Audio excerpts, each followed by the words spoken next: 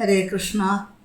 ഞങ്ങളുടെ ഭാഗവതം യൂട്യൂബ് ചാനലിലേക്ക്, ദിവ്യഭാഗവതം ചാനലിലേക്ക് എല്ലാവർക്കും പ്രത്യേകം സ്വാഗതം അറിയിക്കുന്നു. അടുത്ത ദിവസങ്ങളിലായിട്ട് തിരുവോണത്തിൻ്റെ ആഘോഷങ്ങൾ നടന്നുകൊണ്ടിരിക്കുകയാണല്ലോ. അപ്പോൾ തിരുവോണത്തിനെക്കുറിച്ച്, വാമനദേവൻ്റെ അവതാരത്തിനെ കുറിച്ചിട്ട്, അതിൻ്റെ മഹാബലിയുടെ മഹത്വത്തിനെ കുറിച്ചിട്ട് എല്ലാം നമ്മൾക്ക് അനുസ്മരിക്കാം. തിരുവോണത്തിനെ സ്മരിക്കുമ്പോൾ ഭക്തനെയും ഭഗവാനെയും കൂടിയും അനുസ്മരിക്കുക എന്നതാണ്. ഹരേ കൃഷ്ണ. ഓം ജ്ഞാനതിമിരാന്ധസ്യ ജ്ഞാനാഞ്ജനശലാകയാ ചക്ഷുരുന്മീലിതം യേന തസ്മൈ ശ്രീഗുരവേ നമഃ. ശ്രീചൈതന്യമനോഭീഷ്ടം സ്ഥാപിതം യേന ഭൂതലേ സ്വയം രൂപകഥാ മഹ്യം ദദാതി സ്വപദാന്തികം. വന്ദേഹം ശ്രീഗുരോः ശ്രീയുതപദകമലം ശ്രീഗുരൂन् വൈഷ്ണവാംശ്ച ശ്രീരൂപം സാഗ്രജാതം സഹഗണരഘുനാഥാന്വിതം തം സജീവം സാദ്വൈതം സാവധൂതം പരിജനസഹിതം കൃഷ്ണചൈതന്യദേവം ശ്രീരാധാകൃഷ്ണപാദാൻ സഹഗണലളിതാ ശ്രീവിശാഖാന്വിതാംശ്ച. ഹേ കൃഷ്ണ കരുണാ സിന്ധോ ദീനബന്ധോ ജഗൽപതേ ഗോപേശ ഗോപികാകാന്ത രാധാകാന്ത നമോസ്തുതേ. തപ്തകാഞ്ചനഗൗരാംഗീം രാധേ വൃന്ദാവനേശ്വരി വൃഷഭാനുസുതേ ദേവി പ്രണമാമി ഹരിപ്രിയേ. വാഞ്ചാകൽപതരുഭ്യശ്ച കൃപാ സിന്ധുഭ്യേവ ച പതിതാനാം പാവനേഭ്യോ വൈഷ്ണവേഭ്യോ നമോ നമഃ. ജന്മാദ്യസ്യ യതോന്വയാദിതരതശ്ചാർത്ഥേഷു അഭിജ്ഞസ്വരാൽ തേനേ ബ്രഹ്മഹൃതാ യ ആദികവയേ മുഹ്യന്തി യൽ സൂരയാം തേജോ വാരിമൃതാം യഥാ വിനിമയോ യത്ര ത്രിസർഗോ മൃഷാ ധാംനാ സ്വേന സദാ നിരസ്തകുഹകം സത്യം പരം ധീമഹി.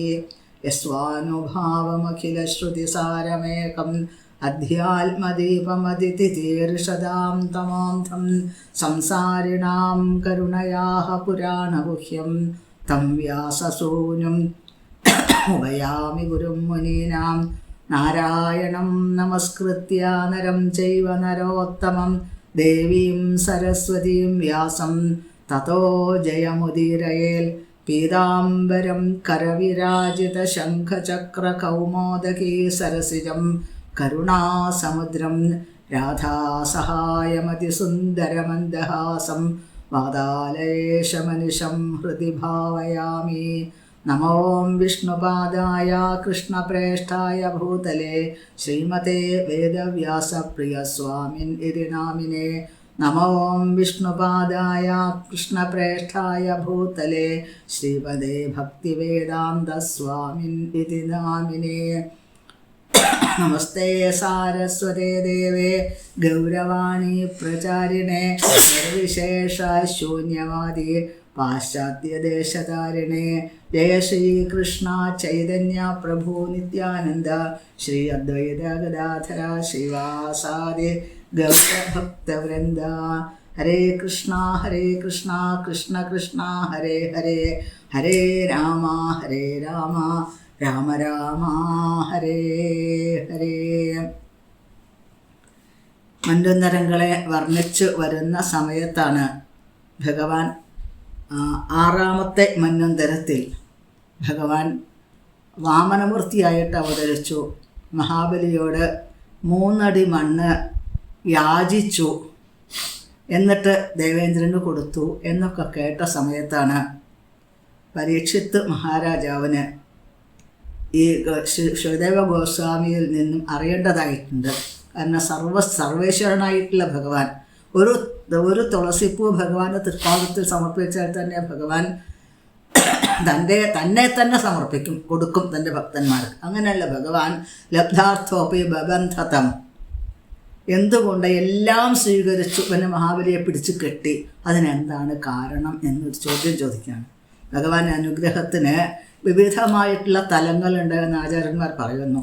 അതായത് പ്രതികൂലമായ അനുഗ്രഹം, പ്രതികൂലാനുഗ്രഹം അങ്ങനെ ഭക്തന്മാർക്ക് ഭഗവാൻ കൊടുക്കാറുണ്ട്, അനുകൂലമായ അനുഗ്രഹം കൊടുക്കാറുണ്ട്. ചൈതന്യ മഹാപ്രഭുവിൻ്റെ ചരിത്രത്തിൽ കൂടെ സഞ്ചരിക്കുന്ന സമയത്ത് നമ്മൾക്ക് കാണാൻ സാധിക്കും, ഭഗവാൻ ചൈതന്യ മഹാപ്രഭു പുരി ജഗന്നാഥ ക്ഷേത്രത്തിൽ എത്രയോ വർഷങ്ങൾ അവിടുന്ന്, ഏറ്റവും കൂടുതൽ കാലം അവിടെയാണ് സാന്നിധ്യം ചെയ്തത്. ആ സമയത്ത് ഓരോ വർഷവും രഥയാത്രയുടെ സമയത്ത് ബംഗാളിൽ നിന്നും അനേകം ഭക്തന്മാർ ഭഗവാനെ ജഗന്നാഥനെ കാണാൻ, രഥയാത്രയിൽ പങ്കെടുക്കാൻ, പിന്നെ മഹാപ്രഭുവിനെ ഒരു നോക്ക് കാണാനായിട്ട് അനേകം ഭക്തന്മാർ വരും. അന്ന് ഇന്നത്തെ പോലെ സൗകര്യങ്ങളൊന്നും ഇല്ല. വരുന്നത് കാൽനടയായിട്ട് വേണം വരാൻ എന്നാണ്. ആ വരുന്ന ആളുകൾക്ക് ഭക്ഷണം വേണം, താമസ സൗകര്യങ്ങൾ വേണം, പിന്നെ യാത്രാ ചെലവ് ആവശ്യമുണ്ട്. ഇതെല്ലാം ചെയ്തിരുന്നത് മഹാപ്രഭുവിൻ്റെ പ്രിയപ്പെട്ടൊരു ഭക്തൻ ഉണ്ടായിരുന്നു, ശിവാനന്ദ സേന എന്നുള്ള ഒരു ഭക്തൻ ഉണ്ടായിരുന്നു. അദ്ദേഹമാണ് എല്ലാ വിധത്തിലുള്ള ആ സേവനങ്ങളും ചെയ്തിരുന്നത് എന്നാണ്. ആ ഭക്തനായിരുന്നു അദ്ദേഹം. അദ്ദേഹത്തിൻ്റെ പത്നിയുണ്ട്, പിന്നെ കുട്ടികളുണ്ട്, 3-4 കുട്ടികളുണ്ട്. അപ്പോൾ അദ്ദേഹത്തിന് എല്ലാവരോടും കൂടിയാണ് അദ്ദേഹം രഥയാത്രയ്ക്ക് നേതൃത്വം വഹിച്ചുകൊണ്ട് ബംഗാളിൽ നിന്ന് ഒറീസയിലേക്കുള്ള യാത്രയിൽ സഞ്ചരിക്കാറുള്ളത്. അങ്ങനെ സഞ്ചരിക്കുന്ന സമയത്ത് അദ്ദേഹത്തിൻ്റെ കൂടെ നായയും കൂടെ കൂടി എന്നാണ്. അപ്പോൾ പാവപ്പെട്ട ജീവിയല്ലേ, കൂടെ വന്നോട്ടെ എന്ന് അദ്ദേഹം വിചാരിച്ചു. അങ്ങനെ പോകുന്ന സമയത്ത് ഈ പല സ്ഥലത്തും ടോള് കൊടുക്കേണ്ടതായിട്ടുണ്ട്, പിന്നെ പുഴകൾ കടക്കേണ്ടതായിട്ടുണ്ട്. അപ്പോൾ അതിന് കടത്ത് പോലെ അതിന് ആ ടാക്സ് കൊടുക്കേണ്ടതായിട്ടുണ്ട്. അങ്ങനെ ആ ടാക്സ് കൊടുക്കാനായിട്ട് എല്ലാവരും കടന്നുപോയി, എല്ലാ ശിവാനന്ദസേന ചെയ്തുകൊണ്ടിരിക്കുന്നത്. പക്ഷേ അവർ പറഞ്ഞു, ഈ നായയെ കടത്താൻ പറ്റില്ല പറഞ്ഞു. ഞങ്ങളുടെ കൂടെ വന്നാണ് നായയെ കൊണ്ടുപോകാതിരിക്കാൻ പറ്റില്ല എന്ന് ശിവാനന്ദസേന പറയുന്നു. അങ്ങനെ തർക്കിച്ച് സമയം ഒരുപാട് കഴിഞ്ഞു. ഒടുക്കം സാധാരണ മനുഷ്യർക്ക് കൊടുക്കുന്നതിൻ്റെ എത്രയോ ഇരട്ടി കൂലി കൊടുത്തിട്ടാണ് ഈ നായയെ കടന്നു പോകാനായിട്ട് അനുവദിച്ചത് എന്നാണ്. പക്ഷേ അക്കരെ എത്തിയപ്പോഴേക്ക് അവിടെ മറ്റൊരാൾ ഭയങ്കരമായിട്ട് ദേഷ്യപ്പെട്ടുകൊണ്ട് നിൽക്കുന്നു. ചൈതന്യ മഹാപ്രഭുവിൻ്റെ ഏറ്റവും അടുത്ത വിസ്തരണമായിട്ടുള്ള നിത്യാനന്ദ പ്രഭു ഭയങ്കരമായിട്ടുള്ള ദേഷ്യത്തോടു കൂടെ നിൽക്കുന്നു. ശിവാനന്ദ പ്രഭുവിനെ ചവിട്ടി ദേഷ്യത്തോടു കൂടെ പറഞ്ഞു, എനിക്ക് സൗകര്യം വിശന്നിട്ട് വയ്യ, ഭക്ഷണത്തിന് സൗകര്യം ചെയ്തു തന്നില്ല, താമസത്തിന് സൗകര്യം ചെയ്തു തന്നില്ല. ഭയങ്കരമായിട്ട് ദേഷ്യപ്പെട്ടു. പിന്നീട് പറഞ്ഞു, എൻ്റെ കുട്ടികളൊക്കെ മരിച്ചു പോട്ടെ, ഗർഭത്തിലുള്ള കുഞ്ഞ് വരെ മരിച്ചു പോട്ടെ എന്ന് പറഞ്ഞു. ശിവാനന്ദ സേനയുടെ പത്നിയുടെ വല്ലാത്ത ദുഃഖമായി അവർക്ക്. കാരണം ഇത്രയൊക്കെ ആ സേവനങ്ങൾ ചെയ്തിട്ട് അവസാനം എന്താ കിട്ടുന്നത്? ശാപമാണ്. പിന്നെ അധിക്ഷേപിക്കുന്ന വാക്കുകളാണ് കിട്ടുന്നത്. വല്ലാത്ത ദുഃഖം തോന്നി. ശിവാനന്ദ സേനയാണെങ്കിലോ നാരായണ പരാഗഷ്ട കുതശ്ചന വിഭ്യതി എന്നാണ് പറയുന്നത്. ഒരിക്കലും പേടിയില്ല ഭക്തന്മാർക്ക്. മഹാപ്രഭുവിൻ്റെ നിത്യാനന്ദപ്രഭുവിൻ്റെ വാക്ക് കേട്ടിട്ട് അദ്ദേഹത്തിന് ഒരിളക്കം തട്ടിയില്ല എന്നാണ്. അപ്പോൾ ഈ നായയെ കാര്യമായിട്ട് കൊണ്ടുവന്നു. പക്ഷേ കുറച്ച് കഴിഞ്ഞപ്പോഴേക്ക് നായയെ കാണാനില്ല. എന്നിട്ട് ഈ നായയെ അന്വേഷിച്ച് 10 പേർ, യഥാമൃതത്തിൽ അതിനെ വിശദമായിട്ടുണ്ട്, നായയെ അന്വേഷിച്ചുകൊണ്ട് പല ദിക്കുകളിലേക്കും ആളയച്ചു. നായയെ കിട്ടണില്ല. അദ്ദേഹം ഭക്ഷണം പോലും കഴിക്കാതെ നായയ്ക്ക് വേണ്ടി പ്രതീക്ഷിച്ചിരുന്നു എന്നാണ്. എങ്ങനെയാലും നായയെ കണ്ടില്ല. അപ്പോൾ ഏതായാലും അവർ പുരി ജഗന്നാഥ ക്ഷേത്രത്തിലെത്തി. അവിടെ ക്ഷേത്രത്തിൻ്റെ അടുത്ത് മഹാപ്രഭുവിൻ്റെ അടുത്ത് എല്ലാവരും എത്തി. മഹാപ്രഭുവിൻ്റെ അടുത്ത് ചെന്ന സമയത്ത് ഈ നായ മഹാപ്രഭുവിൻ്റെ മുമ്പിലിരുന്നു കൊണ്ട് മഹാപ്രഭു കൊടുക്കുന്ന പ്രസാദം കഴിച്ചുകൊണ്ടിരിക്കുന്നു. എല്ലാവർക്കും അത്ഭുതം തോന്നിയത് കണ്ട സമയത്ത്. അടുത്ത നിമിഷം ആ നായ അവിടെ ചത്തു വീണു. ആ നായയെ എല്ലാവരും നേരിട്ട് കണ്ടു. അതായത് ഭക്തൻ്റെ ഭഗവാന്റെ അനുഗ്രഹത്തിൻ്റെ പ്രഭാവം എന്താണ് എന്നത് നേരിട്ട് കണ്ടു.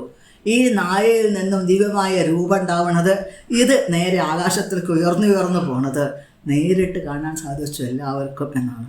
ശിവാനന്ദ സേനയുടെ ആ പത്നിക്ക് വല്ലാത്ത നിത്യാനന്ദ പ്രഭുവിൻ്റെ ശാപവാക്കുകൾ വല്ലാതെ വേദനിപ്പിച്ചു, വല്ലാതെ ദുഃഖിപ്പിച്ചു എന്നാണ്. ഒരുപാട് വിഷമത്തോടു കൂടെ മഹാപ്രഭുവിൻ്റെ പാദത്തിൽ നമസ്കരിച്ചു. മഹാപ്രഭുവും പുഞ്ചിരിച്ചു എന്നാണ്. ഇവിടെ പ്രതികൂലമായ അനുഗ്രഹമാണ് നിത്യാനന്ദ പ്രഭു ചെയ്തത് എന്നാണ്. ശിവാനന്ദ സേനയുടെ മറ്റുള്ള 4 പുത്രന്മാരും മഹാഭാഗവതന്മാരായി മാറി. അവസാനത്തെ പുത്രനാണ് കവി കർണപുര. അടുത്ത പ്രാവശ്യം ആ രഥയാത്രയ്ക്ക് വരുന്ന സമയത്ത് ഒരു വയസ്സുള്ള 1.25 വയസ്സുള്ള ആ കൊച്ചു ഉണ്ണിയെയും കൊണ്ടാണ് ഈ ശിവാനന്ദ സേന തൻ്റെ പത്നിയോടുകൂടി വന്നത് എന്നാണ്. മഹാപ്രഭുവിനെ കണ്ടത് ആ പാദത്തിൽ വീണു, നമസ്കരിച്ചു. ചെറിയ ഉണ്ണിയാണ്, നമസ്കരിച്ചു. എന്നിട്ട് മഹാപ്രഭുവിൻ്റെ ആ വിരലിങ്ങനെ ചപ്പി കുടിക്കാനുള്ള ഭാഗ്യം ആ ഉണ്ണിക്കുണ്ടായി എന്നാണ്. ആ മഹാപ്രഭുവിൻ്റെ അനുഗ്രഹം കണ്ട് മഹാപ്രഭു ശിരസിൽ കൈവച്ച് അനുഗ്രഹിച്ചു, മടിയിൽ വെച്ച് ലാളിച്ചു. മടിയിൽ വെച്ച് ലാളിച്ചതിൻ്റെ ഫലമായിട്ട് സർവ്വവിധത്തിലുള്ള അനുഗ്രഹങ്ങളും ആ ഉണ്ണിക്കുണ്ടായി എന്നാണ്. പിന്നീട് ഈ ഉണ്ണിയാണ് പിൽക്കാലത്ത് കവി കർണപൂര എന്നുള്ള പേരിൽ അറിയപ്പെട്ടത്. അദ്ദേഹം മഹാവിദ്വാനാണ്, നല്ല സാഹിത്യകാരനാണ്. രാധാറാണിയെയും ഭഗവാനെയും ആ ജൂല സേവയിൽ ഏതെല്ലാം വിധത്തിലുള്ള പുഷ്പങ്ങളാണ് ഉപയോഗിച്ചത് എന്നുള്ളത് വരെ അദ്ദേഹത്തിൻ്റെ കൃതികളിൽ എഴുതി ചേർത്തിട്ടുണ്ട്. വൃന്ദാവന ചമ്പു എന്നാണ്, അതെ, ആനന്ദ വൃന്ദാവന ചമ്പു എന്നുള്ള ഗ്രന്ഥത്തിൽ. അപ്പോൾ ഭഗവാന്റെ അനുഗ്രഹം പ്രതികൂലമാണെന്ന് കാണുന്നവർക്ക് തോന്നാം. എന്നാൽ പ്രതികൂലമായ അത് ആ സാധാരണയെക്കാളും കൂടുതൽ ശക്തിയാണ് അനുഗ്രഹത്തിന് എന്നതാണ് ഇതുകൊണ്ട് തെളിയുന്നത്. ഇതേപോലെ അനുഗ്രഹമാണ് മഹാബലിയോട് ഉണ്ടായിരിക്കുന്നത് എന്നാണ്. പാലാഴി മഥനത്തിൻ്റെ സമയത്ത് ആ അമൃത മഥനം കഴിഞ്ഞു. ആ അമൃത കയ്യിൽ വന്നിട്ട് പോലും അസുരന്മാർക്ക് കഴിക്കാൻ കിട്ടിയില്ല. ദേവന്മാർക്കാണ് കിട്ടിയത്. അത് മാത്രമല്ല, ദേവന്മാരും അസുരന്മാരും തമ്മിൽ യുദ്ധം ഉണ്ടായി. ആ യുദ്ധത്തിൽ അസുരന്മാർ പരാജയപ്പെട്ടു. അങ്ങനെ പരാജയപ്പെട്ട സമയത്ത് മഹാബലിക്ക് ദുഃഖം തോന്നിയില്ല. കാരണം എന്താ? പരാജയത്തോപ്പ് എന്നാഖ്യത്തിൽ ലോകതത്വ വിചക്ഷണ എന്നാണ്. ചില സമയത്ത് ജീവിതത്തിൽ പരാജയപ്പെടും, ചില സമയത്ത് വിജയിക്കും. അപ്പോൾ വിജയിക്കുന്ന സമയത്ത് സന്തോഷിക്കാനും പിന്നെ പരാജയപ്പെടുന്ന സമയത്ത് ദുഃഖിക്കാൻ നിന്നാൽ അതിന് തന്നെ സമയം ഉണ്ടാവുള്ളൂ. അതുകൊണ്ടാണ് അദ്ദേഹം സമചിത്തനായിട്ട് സമഭാവനയോട് കൂടിയിട്ട് അദ്ദേഹം സമാധാനത്തോടുകൂടെ കഴിഞ്ഞു എന്നാണ്. മഹാബലിക്ക് തൻ്റെ ജീവൻ തിരിച്ചു കിട്ടിയത് ശുക്രമഹർഷിയുടെ അനുഗ്രഹം കൊണ്ടാണ്. ശരീരത്തിലെ അവയവങ്ങളൊക്കെ പല സ്ഥലത്തും കിടക്കുകയായിരുന്നു. സഞ്ജീവനി മന്ത്രം കൊണ്ടാണ് അദ്ദേഹത്തിന് ശുക്രമഹർഷി ജീവിപ്പിച്ചത്. പല പ്രമുഖന്മാരും അസുരന്മാരും അവിടെ ജീവിച്ചു. ആ സമയത്ത് മഹാബലിക്ക് തൻ്റെ ഗുരുനാഥനായ ശുക്രാചാര്യനോട് എന്തെന്നില്ലാത്ത പ്രത്യേകമായിട്ടുള്ള ഒരു ബഹുമാനം തോന്നി. ബ്രാഹ്മണരോട് എന്തെന്നില്ലാത്ത ബഹുമാനം. പിന്നെ പ്രഹ്ലാദനെ ഇടയ്ക്കിടയ്ക്ക് നമസ്കരിക്കുക. ഇതെല്ലാം കൂടി ആയ സമയത്ത് ശുക്രമഹർഷി ആലോചിക്കുന്നു, തൻ്റെ ശിഷ്യോ മഹാത്മാർത്ഥനിവേദനേന, തൻ്റെ ശിഷ്യനെ ഏറ്റവും ലോകമറിയുന്ന മഹാത്മാവാക്കിയിട്ട് മാറ്റണമെന്ന് ഗുരുനാഥന് തോന്നി എന്നാണ്. അതിൻ്റെ ഫലമായി ശുക്രമഹർഷി ഗംഭീരമായിട്ട് ഒരു യാഗം ചെയ്യാനായിട്ട് നിർദ്ദേശിക്കുന്നു. വിശ്വജിത്ത് എന്നുള്ള യാഗം ചെയ്യിപ്പിക്കുന്നു. ആ യാഗ അഗ്നിയിൽ വിശേഷപ്പെട്ട രഥം, ആയുധങ്ങൾ ഇതെല്ലാം ആവിർഭവിക്കുന്നു. ആ രഥത്തിൽ കയറാൻ ശുക്രമഹർഷി നിർദ്ദേശിച്ചു മഹാബലിയോട്. അങ്ങനെ നിർദ്ദേശിക്കുന്ന സമയത്ത് ശുക്രമഹർഷി നമസ്കരിച്ചു. ശുക്രമഹർഷി വിശേഷപ്പെട്ട ഒരു ശംഖ് അനുഗ്രഹമായി കൊടുക്കുന്നു. ബ്രാഹ്മണർ അനുഗ്രഹിച്ചു മഹാബലിയെ. പിന്നെ പ്രഹ്ലാദനെ ആളയച്ചു വരുത്തി. എന്നിട്ട് മുത്തശ്ശനെ നമസ്കരിച്ചു. പ്രഹ്ലാദനെ അനുഗ്രഹിച്ചു. വിശേഷപ്പെട്ട ഒരു മാല കഴുത്തിൽ അണിയിച്ചു. ഇത് നരസിംഹമൂർത്തിയുടെ ഒരു അനുഗ്രഹത്തിൻ്റെ വിശേഷപ്പെട്ട മാലയാണ്. ഇതൊരിക്കലും വാടില്ല എന്ന് അനുഗ്രഹിക്കണം. ഭഗവാന്റെ അനുഗ്രഹത്തിന് യാതൊരു മാറ്റങ്ങളും ഒരു കാലത്തും ഉണ്ടാവില്ലല്ലോ. ഇങ്ങനെ ഗുരുനാഥൻ്റെയും ബ്രാഹ്മണരുടെയും ഭക്തൻ്റെയും അനുഗ്രഹത്തോട് കൂടിയിട്ടാണ് മഹാബലി നേരെ സ്വർഗത്തിലേക്ക് എത്തിച്ചേർന്നത് എന്നാണ്. സ്വർഗത്തിനെ മനോഹരമായിട്ട് വർണ്ണിക്കുന്നു. ഈ ഭൗതികമായ ലോകത്തിലെ ഏറ്റവും ഉന്നതമായ, ഏറ്റവും ഉയർന്ന ലോകമാണ് സ്വർഗലോകം എന്നത്. ബ്രഹ്മാവിൻ്റെ ലോകത്തിൻ്റെ താഴെയാണ് ഈ സ്വർഗലോകം എന്നാണ്. ഭൂമിയുടെ മുകളിലായിട്ടാണ് സ്വർഗലോകം. അങ്ങനെ ആ സ്വർഗലോകത്തിൻ്റെ മനോഹരമായ അവസ്ഥകളെക്കുറിച്ചിട്ട് വർണ്ണിക്കുന്നു ഇവിടെ. ഭൗതികമായ ലോകമായതുകൊണ്ട് ആ ലോകം ഏത് നിമിഷം വേണമെങ്കിൽ കയ്യിൽ നിന്ന് നഷ്ടപ്പെട്ടു പോവാം എന്നാണ്. അങ്ങനെ ആ മഹാബലി തൻ്റെ സൈന്യത്തോട് കൂടിയിട്ട് സ്വർഗത്തിലേക്ക് വരണു എന്ന് കേട്ട സമയത്ത് വളരെ വിശേഷപ്പെട്ട അതിമനോഹരമായ സ്വർഗത്തിൽ നിൽക്കാൻ പറ്റാത്ത അവസ്ഥ ദേവന്മാർക്ക് വന്നു ചേരുന്നു. മഹാബലിയുടെ അതായത് ദേവന്മാരുടെ ഗുരുനാഥനായിരിക്കുന്ന ബൃഹസ്പതിയോട് ചോദിച്ചു, എന്താണ് മഹാബലി വരാനുള്ള കാരണം എന്നുള്ളത്. ഞാൻ യുദ്ധത്തിൽ കൊന്നതാണല്ലോ. അവിടെ ബൃഹസ്പതി വ്യാഴാചാര്യൻ പറയുന്നു, ദേവേന്ദ്ര, ഗുരുനാഥൻ്റെ അനുഗ്രഹത്തിന് ഇങ്ങനെ ചില പ്രത്യേകതകളുണ്ട്. മരിച്ചവരെ ജീവിപ്പിക്കാൻ, അങ്ങനെ ജീവിപ്പിച്ചവരെ ലോക വിജയശ്രീയിൽ അളിതരാക്കി തീർക്കാൻ, ഇതൊക്കെ ഗുരുനാഥൻ്റെ അനുഗ്രഹത്തിന് എന്തെന്നില്ലാത്ത കഴിവുണ്ട്. പിന്നെ ഗുരുനാഥൻ്റെ അനുഗ്രഹം ഇല്ലാത്തവർക്ക് ഇതൊന്നും പറഞ്ഞാൽ മനസ്സിലാവില്ല എന്ന് പറയുന്നു. കാരണം പാലാഴി മഥനം കഴിഞ്ഞിട്ട് ഗുരുപൂജ ഉണ്ടായിട്ടില്ല, ഗുരുനാഥനെ ബഹുമാനിക്കൽ ഉണ്ടായിട്ടില്ല. അപ്പോൾ അങ്ങനെ ഒരു ഗുരുവിൻ്റെ അനുഗ്രഹം ഇല്ലെങ്കിൽ എന്ത് സംഭവിക്കും? ഐശ്വര്യങ്ങളെല്ലാം നഷ്ടപ്പെട്ടു പോകും എന്നാണ് ദേവേന്ദ്രനോട് ശുക്രമഹർഷി പറയുന്നു, തൽക്കാലം ഇവിടുന്ന് പിടിച്ചു നിൽക്കാൻ നമ്മൾക്ക് സാധിക്കില്ല. അതുകൊണ്ട് ഇവിടുന്ന് തൽക്കാലം പോവുക, സ്വർഗം വിട്ടു പോവുക, ഇതാണ് ഭേദം എന്ന് പറയാണ്. അങ്ങനെ ആ ദേവേന്ദ്രന്, ദേവന്മാർക്ക് ഐശ്വര്യ സമ്പൂർണമായിട്ടുള്ള സ്വർഗം നഷ്ടപ്പെട്ടു പോകുന്നു. എന്നിട്ട് ഗീർവാണ് കാമരൂപേണ അവരെ ദേവന്മാരൊക്കെ പല പല രൂപങ്ങളിലും ഈ പല സ്ഥലത്തും സഞ്ചരിച്ചു കൊണ്ടിരിക്കുന്നു. അപ്പോൾ കുട്ടികൾക്ക് എന്തെങ്കിലും ദുഃഖങ്ങൾ വന്നു കഴിഞ്ഞാൽ അമ്മമാർക്കാണത് കൂടുതൽ ബാധിക്കുക എന്നാണ്. ദേവമാതാവായിട്ടുള്ള അതിഥിക്ക് ഈ ദുഃഖം സഹിക്കാൻ പറ്റാത്ത അവസ്ഥ വന്നു ചേർന്നു. കശ്യപ മഹർഷിയാണെങ്കിൽ അധിക സമയം സമാധിയിലാണ്. അങ്ങനെ ഒരിക്കൽ സമാധിയിൽ നിന്ന് ഉണർന്ന് തൻ്റെ ആശ്രമത്തിലേക്ക് വന്ന സമയത്ത് നിരുത്സവം നിരാനന്ദം, അവിടെ അതിഥിയുടെ ആശ്രമം വല്ലാതെ ദുഃഖത്തിലാണ്ട് കിടക്കുന്നതായിട്ട് കാണുന്നു. ചോദിച്ചു ബൃഹസ്പതി, ശിവമഹർഷി ചോദിക്കുന്നു, എന്താണ് ഈ ദുഃഖത്തിന് കാരണം എന്നത്.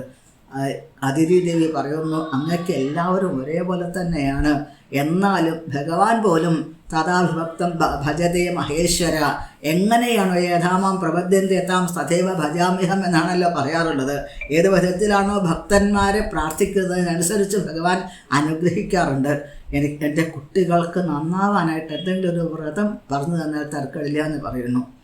കുട്ടികൾ എവിടെയാണെന്നുള്ളത് അറിയില്ല, നന്നാവാനൊരു വ്രതം എന്ന് പറയുന്നു. ഇത് കേട്ട കശ്യപ മഹർഷി പറയുന്നു, കസ്യതേ പതിപുത്രാദ്യ മോഹ ഏവഹി കാരണം, ഇതെല്ലാം ഒരു വ്യാമോഹമല്ലേ അതിഥി, നല്ലോണം ബുദ്ധി നന്നാവട്ടെ എന്ന് പറഞ്ഞുകൊണ്ടാണ് വിശേഷപ്പെട്ട വ്രതം പയോവ്രതം ഉപദേശിക്കുന്നു. ഫാൽഗുന മാസത്തിലെ പ്രഥമ മുതൽ ദ്വാദശി കൂടിയിട്ടുള്ള ദിവസങ്ങളിലാണ് ഈ വ്രതം അനുഷ്ഠിക്കാറ്. പാലിന് പ്രാധാന്യം കൊടുക്കുന്നു എന്നുള്ളത് കൊണ്ട്, പരിശുദ്ധമായ ജലത്തിനും പ്രാധാന്യം കൊടുക്കുന്നു എന്നുള്ളത് കൊണ്ട് ഇതിന് പയോവ്രതം എന്നുള്ള പേര് പറയുന്നു. അതിൽ സകല ദേവീദേവന്മാരെയും എല്ലാ ഭഗവാന്മാരെയും ആവാഹിച്ച് പൂജിക്കുന്ന ഒരു സമ്പ്രദായം കാണാൻ സാധിക്കും. ആ പൂജകളെല്ലാം എവിടെ അവസാനിക്കുന്നത്? ഈശ്വര പരമകൃഷ്ണ സച്ചിദ അനന്ത വിഗ്രഹ അനാദിരാതിർ ഗോവിന്ദ സർവകാരണകാരണം. ഈ വ്രതം എന്താണ്? പയോവ്രതം എന്താണ്? വ്രതം കേശവതോഷണം എന്നാണ്. കേശവതോഷണം, ശ്രീകൃഷ്ണ ഭഗവാന് സന്തോഷിക്കുന്ന വ്രതം. അപ്പോൾ എവിടെ അവസാനിപ്പിക്കേണ്ടത്? നമോ മരകതശ്ചാമപഷേധികതശ്ചേ കേശവായ നമസ്തുഭ്യം പാപ്മാനം മേ പ്രണാശയ. അപ്പോൾ സാക്ഷാൽ ശ്രീകൃഷ്ണ ഭഗവാനിലേക്ക് സമർപ്പിച്ചുകൊണ്ടാണ് ഈ പയോവ്രതം അവസാനിപ്പിക്കുന്നത് എന്നാണ്. 12 ദിവസത്തെ പയോവ്രതം വളരെ ഭംഗിയായിട്ട് അതിഥി ദേവി അനുഷ്ഠിച്ചു. ആ പയോവ്രതത്തിൻ്റെ ഫലമായിട്ട് അതിൻ്റെ ഒരു സൽഫലം എന്നുള്ള നിലയ്ക്കാണ് ഭഗവാൻ അതിഥി ദേവിയുടെ മുമ്പിൽ പ്രത്യക്ഷപ്പെട്ടു. അതിഥി ദേവി താനൊരു സ്ത്രീയാണ് എന്നുള്ള ഭാവങ്ങളെല്ലാം മറന്നുപോയി എന്നാണ്. കാരണം സാധാരണ സ്ത്രീകൾക്ക് സാഷ്ടാംഗ നമസ്കാരം പതിവില്ല, ചെയ്യാൻ പാടില്ല എന്ന് പറയും. കാരണം സ്ത്രീകളുടെ മാറിടം നിലത്തോട് തൊടാൻ പാടില്ല എന്നാണ്. പിന്നെ എല്ലാ അംഗങ്ങളും നിലം സ്പർശിക്കാൻ പാടില്ല സ്ത്രീകൾക്ക് പഞ്ചാംഗ നമസ്കാരമാണ് പറഞ്ഞിട്ടുള്ളത്, വിധിച്ചിട്ടുള്ളത് എന്നാണ്. എന്നാൽ താൻ ഒരു സ്ത്രീയാണ് എന്നുള്ള ഭാവങ്ങളെല്ലാം വിട്ടുകൊണ്ട് സാഷ്ടാംഗ നമസ്കാരം ചെയ്തുകൊണ്ട് ഭഗവാനെ സ്തുതിച്ചു അതിഥി ദേവി. വളരെ ഗംഭീരമായിട്ട് അതിഥി ദേവിയെ സ്തുതിക്കുന്നു.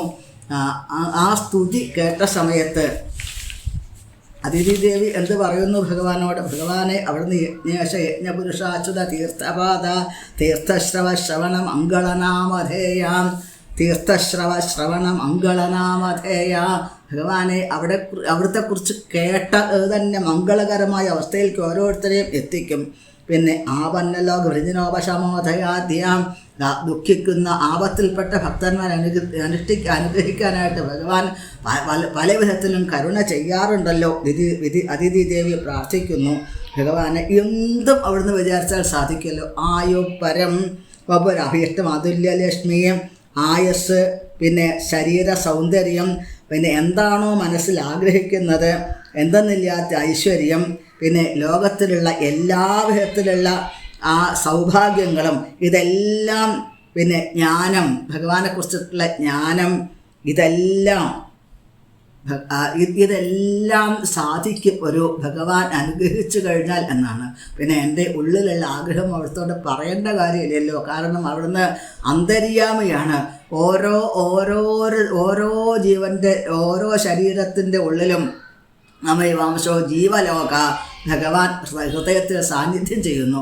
അങ്ങനെയുള്ള ഭഗവാനോടൊന്നും പറയേണ്ടതായിട്ടില്ലല്ലോ. ഭഗവാനെ, എൻ്റെ മനസ്സിൻ്റെ ആഗ്രഹം എന്ത് എന്നുള്ളത് അവിടത്തേക്ക് വ്യക്തമായിട്ട് അറിയാമല്ലോ എന്ന് അതിദേവി ഒന്നും ഭഗവാനോട് ആവശ്യപ്പെട്ടില്ല, ഒന്നും പറഞ്ഞില്ല.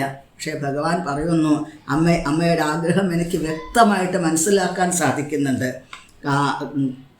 അവിടുന്ന് ആഗ്രഹിക്കുന്നത് എന്താണ്? വാസ്തവത്തിൽ അമ്മയുടെ സഹോദരിയുടെ പുത്രന്മാർ അസുരന്മാർ, ഞാൻ ആ അസുരന്മാരെ യുദ്ധത്തിൽ തോൽപ്പിക്കണം.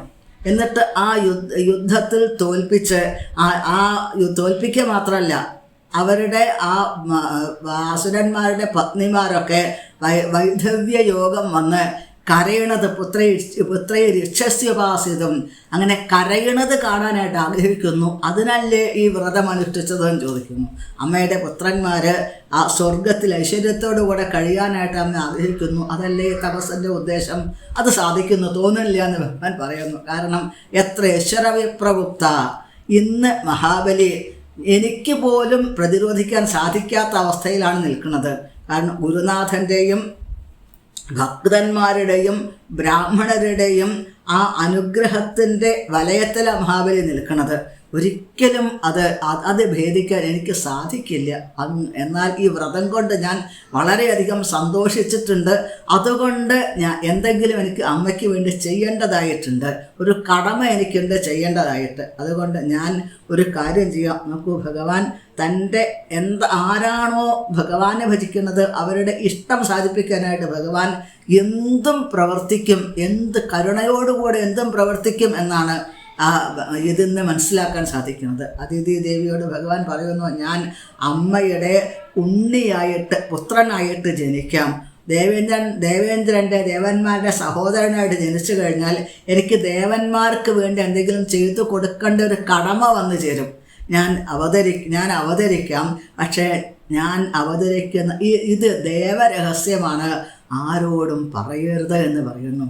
സ്ത്രീകളോട് വല്ലതും പറഞ്ഞു കഴിഞ്ഞാൽ പിന്നെ ആരോടും പറയരുതെന്ന് പറഞ്ഞാൽ പിന്നെ ആ നിമിഷം അത് എല്ലാ സ്ഥലത്തും കാട്ടുതീ പോലെ വ്യാപിപ്പിക്കാൻ അവർക്ക് കഴിവുണ്ട്, സാമർഥ്യമുണ്ട് എന്നാണ്. ഇത് ഭഗവാൻ അറിയാം. അതുകൊണ്ടാണ് ഭഗവാൻ ദേവഗുഹ്യം സുസംവൃതം, ഇതൊരിക്കലും പറയരുത് ആരോടും എന്ന് അതിഥി ദേവിയോട് പറയുന്നു. അതിഥി ദേവിക്ക് എന്തെന്നില്ലാത്ത സന്തോഷം, ആരോടും പറയാൻ പറ്റില്ല. ഇപ്പോൾ പലരും ചോദിക്കാറുണ്ട്, ഗുരുവായൂരപ്പൻ്റെ അടുത്ത് അനുഭവങ്ങൾ പറയണവരാ കൂടുതൽ ഇപ്പോൾ തോന്നണത്. ഇനി ഉള്ളതും ഇല്ലാത്തതും അനുഭവങ്ങൾ പറയുക, അതാണ്. ഇല്ലാത്തത് പറയുക, അവനവൻ്റെ ഭാവനയിൽ കണ്ടത് പറയുക, അങ്ങനെയുള്ളതാണ്. എന്നാൽ ഇവിടെ പറയുന്നു, അവനവൻ എന്തെങ്കിലും അത്രയും തീവ്രമായ അനുഭവങ്ങൾ ഉണ്ടെങ്കിൽ അനുഭവങ്ങൾ അവനവൻ്റെ ഹൃദയത്തിൽ വെച്ച് സൂക്ഷിക്കാനുള്ളതാണ്. അത് കൂടുതൽ ഭഗവാനോടുള്ള ആ ഭക്തി വർദ്ധിപ്പിക്കാൻ അതിന് ഉപയോഗിക്കേണ്ടതാണ്. അതല്ലാതെ അത് മറ്റുള്ളവർക്ക് ഒരു പേരിനോ പ്രശസ്തിക്കോ വേണ്ടിയിട്ട് ഉപയോഗിക്കേണ്ടതല്ല എന്നൊരു സൂചന ഈ ഒരു ഇതിൽ നിന്നും ഭഗവാന്റെ വാക്കുകളിൽ നിന്ന് നമുക്ക് ലഭിക്കും എന്നാണ്. ഇവിടെ അതിദേവിക്കൊന്നും പറയാൻ നിവൃത്തിയില്ല. പക്ഷേ കശ്യപനിൽ ഭഗവാന്റെ ദിവ്യമായിട്ടുള്ള ആ ചൈതന്യം പ്രവേശിക്കുന്നു. കശ്യപൻ വിശുദ്ധ സത്വമായിട്ട് മാറിയ കശ്യപനും എന്നാണ്. കശ്യപ മഹർഷിയിൽ നിന്നും ആ അതിഥി ദേവി ഗർഭം ധരിക്കുന്നു. ബ്രഹ്മാവിന് സംഭവങ്ങളെല്ലാം മനസ്സിലായി. ബ്രഹ്മാവ് ആശ്രമത്തിൽ വന്ന് ഭഗവാനെ വളരെ ഭക്തിയോടുകൂടെ സ്തുതിക്കുന്നു. ദയോരുവായ ഭഗവാൻ ഉരുക്രമ നമോസ്തുതേ. ഉരുക്രമ എന്ന് ഭഗവാൻ ചെയ്യാൻ പോകുന്ന ലീലകളെ സ്മരിച്ചുകൊണ്ട് ആണ് ബ്രഹ്മാവ് ഭഗവാനോട് പ്രാർത്ഥിച്ചുകൊണ്ടിരിക്കുന്നത്, സ്തുതിച്ചുകൊണ്ടിരിക്കുന്നത്. ഭഗവാനാണെങ്കിൽ ഗർഭസ്ഥനായ ഭഗവാനെ സ്തുതിയൊക്കെ കേൾക്കുന്നുണ്ട്. പക്ഷേ ബ്രഹ്മാവിൻ്റെ ഭാവനയ്ക്ക് അനുസരിച്ചിട്ടല്ല ഈ ഭഗവാന്റെ ലീലകൾ എന്നാണ്, ആരെയും അത്ഭുതപ്പെടുത്തുന്ന ലീലകൾ എന്നാണ് ഇവിടെ സൂചിപ്പിക്കുന്നത്. ഇവിടെ ബ്രഹ്മാവ് വിചാരിച്ചത് എന്താ? ഭഗവാൻ അവതരിക്കുക, മഹാബലിയുടെ അടുത്ത് പോവുക, മഹാബലി സ്വർഗം തിരിച്ചു കൊടുക്കൂ ദേവേന്ദ്രനെന്ന് പറയുക, എന്നിട്ട് സ്വർഗം തിരിച്ചു കൊടുത്താൽ പെട്ടെന്ന് അന്തർധാനം ചെയ്യുക. ഇങ്ങനെയാണ് ബ്രഹ്മാവ് വിചാരിച്ചത്. പക്ഷേ ഇതേപോലെ ഒന്നുമല്ല ഭഗവാന്റെ ലീലകൾ. ഭഗവാൻ എന്താ പ്രവർത്തിക്കുന്നത്, ഭഗവാന്റെ ഉദ്ദേശം എന്ത് എന്ന് ആർക്കും അറിയാൻ സാധിക്കില്ല എന്നാണ്, ആർക്കും ഊഹിക്കാൻ പോലും സാധിക്കില്ല ഭഗവാന്റെ എന്താണ് ഉദ്ദേശം എന്നുള്ളത് എന്നാണ്. ഇവിടെ ബ്രഹ്മാവ് സ്തുതിച്ചു, വളരെ ഭംഗിയായിട്ട് ബ്രഹ്മാവ് സ്തുതിച്ചു. അതിനുശേഷം ബ്രഹ്മാവ് അവിടെ പെട്ടെന്ന് അന്തർധാനം ചെയ്യുന്നു. അതിന് ശേഷം എന്താ വിശേഷപ്പെട്ട ദിവസം, അതായത് ചിങ്ങമാസത്തിലെ ശ്രവണദ്വാദശി ദിവസം ആണ് ഭഗവാന്റെ അവതാരം സംഭവിക്കാനായിട്ട് പോകുന്നത്. മനോഹരമായിട്ടുള്ള ആ ചിങ്ങമാസത്തിൽ 3 അവതാരങ്ങളാണ് കാണാൻ സാധിക്കുക നമ്മൾക്ക്. ശ്രീകൃഷ്ണ അവതാരം, പിന്നെ ബലരാമ അവതാരം, പിന്നെ വാമനാവതാരം. 3 അവതാരങ്ങളെ കൊണ്ട് ധന്യമാണ് ഈ ചിങ്ങമാസം എന്നാണ്. ഇവിടെ ബ്രഹ്മാവ് അങ്ങനെ സ്തുതിച്ച് കഴിഞ്ഞ് അന്തർധാനം ചെയ്യുന്ന സമയത്ത് ഇത്തം വിരിഞ്ച സ്തുത കർമ്മവീര്യ പ്രാദുർബഭൂ അമൃതഭൂരതിഥ്യാം ചതുർഭുജ കഞ്ചര ശംഖഗദാബ്ജചക്ര വിശങ്കവാസ നളിനായ രേക്ഷണ. എങ്ങനെയാണോ വസുദേവർക്കും ദേവകിക്ക് മുമ്പിൽ ഭഗവാൻ പ്രത്യക്ഷപ്പെട്ടത്, അതേപോലെ ഭഗവാൻ ഇവിടെ അതിഥി കശ്യപന്മാരുടെ മുമ്പിൽ പ്രത്യക്ഷപ്പെട്ടു. മനോഹരമായിട്ടുള്ള രൂപമാണ് ഭഗവാന്റെ എന്നാണ്. അവിടുന്ന് ചിങ്ങമാസത്തിലെ തിരുവോണ ദിവസം, ശ്രവണ ദ്വാദശി ദിവസം, ദ്വാദശി നാളിൽ, ദ്വാദശി എന്നുള്ള ആ തിഥിയിലാണ് ഭഗവാൻ പ്രത്യക്ഷപ്പെട്ടത്. പിന്നെ ഉച്ചയ്ക്ക് 12 മണിക്ക് എന്നാണ് അവിടെ വിജയ എന്ന് കൂടിയുള്ള മുഹൂർത്തം. തിരുവോണത്തിൻ്റെ ഉത്രാടത്തിൻ്റെ അവസാനത്തെ ഭാഗവും തിരുവോണത്തിൻ്റെ ആദ്യത്തെ ഭാഗവും ഒന്നിച്ച് ചേരുന്ന ആ സമയത്തിന് അഭിജിത്ത് എന്നുള്ള നക്ഷത്രം എന്ന് പറയുന്നു. അതിൽ വിജയ എന്ന് കൂടിയുള്ള മുഹൂർത്തം, അതിലാണ് ഭഗവാൻ അതിഥി കശ്യപന്മാരുടെ മുമ്പിൽ പ്രത്യക്ഷപ്പെടുന്നത്. അവതാരം കഴിഞ്ഞിട്ടുള്ള ഭഗവാന്റെ മനോഹരമായിട്ടുള്ള രൂപം കണ്ടു ദേവന്മാർ എല്ലാവരും പുഷ്പവൃഷ്ടി ചെയ്തുകൊണ്ട് ഭഗവാനെ സ്തുതിച്ചുകൊണ്ടിരിക്കുന്നു. അങ്ങനെ സ്തുതിച്ചുകൊണ്ടിരിക്കുന്ന സമയത്ത് ഭഗവാൻ പെട്ടെന്ന് രൂപം മാറി, അരങ്ങത്ത് വെച്ച് വേഷം മാറുന്ന നടനെ പോലെ എന്നാണ്. ദൃഷ്ട്വാദിതിസ്തം നിജഗർഭസംഭവം പരം പുമാംസം മുദഭാവവിസ്മിത ഗൃഹീതദേഹം നിജയോഗമായ. എങ്ങനെ ഭഗവാൻ രൂപം മാറുന്നത്? ഭഗവാൻ രൂപം മാറുന്നത് ഭഗവാന്റെ സ്വന്തം സ്വാധീനത്തിലുള്ള യോഗമായയുടെ പ്രഭാവം കൊണ്ടാണ് എന്നാണ്. രൂപം മാറി ഭഗവാൻ ബഭൂവ വാമനോ വടു അല്ലേ. ഭഗവാൻ വളരെ പെട്ടെന്ന് പ്രജാപതി തേനൈവസ വാമനോ വടു, അതേ രൂപം തന്നെ വാമനനായിട്ട് ഉയരം കുറഞ്ഞ ഒരു ഉണ്ണിയുടെ 2-2.5 അടി ഉയരമുള്ള ഒരു ഉണ്ണിയായിട്ട് ഭഗവാൻ പെട്ടെന്ന് മാറുന്നു എന്നാണ്. എന്നിട്ടോ സന്തോഷത ദിവ്യതിഥിയഥാ നട, എങ്ങനെയാണോ അരങ്ങത്ത് വെച്ച് വേഷം മാറുന്ന നടൻ, അതേപോലെ ഭഗവാൻ പെട്ടെന്ന് രൂപം മാറി. ഭഗവാൻ അതിഥി അത്ഭുതപ്പെട്ടു. ഭഗവാന്റെ ആ 4 കൈകൾ ഇപ്പോൾ കാണാനില്ല, പിന്നെ ശംഖചക്ര ഗദാപത്മങ്ങളില്ല, പിന്നെ അവിടുത്തെ പീതാംബരപ്പട്ട് കാണുന്നില്ല, അവിടുത്തെ മനോഹരമായിട്ടുള്ള മുടിയുണ്ട്, ആ മുടി ഒന്ന് എവിടെ പോയി എന്ന് കാണില്ല മുടി എന്നാണ്. ഇതൊക്കെ എവിടെ പോയി എന്ന് അത്ഭുതപ്പെട്ട് നിൽക്കുന്നതിൻ്റെ ഇടയ്ക്ക് ഭഗവാൻ കശ്യപ പ്രജാപതിയുടെ മുഖത്തേക്കൊന്ന് നോക്കി. കശ്യപ മഹർഷിയെ നോക്കിയ സമയത്ത് കശ്യപ മഹർഷിക്ക് മനസ്സിലായി ഏകദേശം ഒരു 5-6 വയസ്സുള്ള ഭാവത്തിൽ ഭഗവാൻ നിൽക്കുന്നത്. അപ്പോൾ ബ്രാഹ്മണ ബാലൻ ഒരു 5-6 വയസ്സായി കഴിഞ്ഞാൽ ബ്രാഹ്മണ ബാലനായിട്ട് മാറണമെങ്കിൽ ചില ചടങ്ങുകൾ ആവശ്യമാണ്. അതാണ് ഉപനയനം മുതലായിട്ടുള്ള ചടങ്ങുകൾ ഇവിടെ ആവശ്യമുണ്ട് എന്നാണ് ഭഗവാന്റെ ഭാവം എന്ന് മനസ്സിലാക്കിയിട്ട് ഇവിടെ ഭഗവാന്റെ ആ ഉപനയനം മുതലായ ചടങ്ങുകളാണ് പിന്നീട് കാണാൻ സാധിക്കുന്നത്. അവിടെ വളരെ പെട്ടെന്ന് അവിടെ ആലോചിച്ച് നോക്കൂ, ഭഗവാൻ അവതരിച്ചു, ശംഖചക്ര കഥാപധാരിയായിട്ട് അവതരിച്ചു, പെട്ടെന്ന് രൂപം മാറി. അതേ നിമിഷം തന്നെ ഭഗവാന്റെ ഉപനയനം മുതലായിട്ടുള്ള ആ വിശേഷപ്പെട്ട ചടങ്ങുകൾ നടക്കാനായിട്ട് പോകുന്നു എന്നാണ്. അപ്പോൾ അതിന് പ്രധാനപ്പെട്ട ആ ചടങ്ങാണ് ഗായത്രി മന്ത്രം ഉപദേശിക്കുക എന്നുള്ളത്. ഗായത്രി മന്ത്രം ഉപദേശിക്കുന്നത്, അതായത് സൂര്യദേവനെ സംബന്ധിക്കുന്ന ഗായത്രി, സൂര്യഗായത്രി. ആ സൂര്യദേവൻ നേരിട്ട് വന്നു ഭഗവാന് ആ ഉണ്ണിക്ക് ഗായത്രി മന്ത്രം ഉപദേശിച്ചു കൊടുക്കുന്നു. ബൃഹസ്പതിയാണ് ഈ ബ്രാഹ്മണനാണെന്ന് പറയുകയാണെങ്കിൽ ബ്രഹ്മസൂത്രം 3 വേദങ്ങളുടെ തത്വങ്ങളെയാണ് ഈ ഒരു ബ്രഹ്മസൂത്രം കൊണ്ട് ഉദ്ദേശിക്കുന്നത് എന്നാണ്. 3 ഇഴ പൂണുനൂല് എന്നാണ് പറയുക. അത് 3 വേദങ്ങളെ പ്രതിനിധീകരിക്കുന്നു. അങ്ങനെയുള്ള ബൃഹസ്പതിയാണ് ബ്രഹ്മസൂത്രം ആ ഭഗവാന് കൊടുക്കുന്നത് ഉപനയനത്തിന്. പിന്നെ മേഖല ഉപനയനത്തിനുള്ള കുട്ടികൾ മേഖല എന്നുള്ള പുല്ല് അത് അരയിൽ കെട്ടുക എന്നൊരു ചടങ്ങുണ്ട്, ബ്രാഹ്മണരുടെ സമ്പ്രദായമാണത്. അത് കശ്യപ മഹർഷിയാണ് ആ മേഖല എന്നുള്ള പുല്ല് കൊടുക്കുന്നത്. കൃഷ്ണാജിനം, കൃഷ്ണമൃഗത്തിൻ്റെ തോല് അത് ആ പൂണുനൂലിൻ്റെ കൂടെ ധരിക്കുക എന്നൊരു ചടങ്ങുണ്ട്, കൃഷ്ണാജിനം ധരിക്കുക എന്നുള്ളത്. അത് വളരെ പരിശുദ്ധമായിട്ടുള്ള ഒരു അവസ്ഥയെയാണ് കാണിക്കുന്നത് എന്നാണ്. അപ്പോൾ ആ കൃഷ്ണാജിനം കൃഷ്ണാജിനം ഭൂമി ദേവിയാണ് കൃഷ്ണാജിനം ഭഗവാന് കൊടുത്തത് ധരിക്കാനായിട്ട്.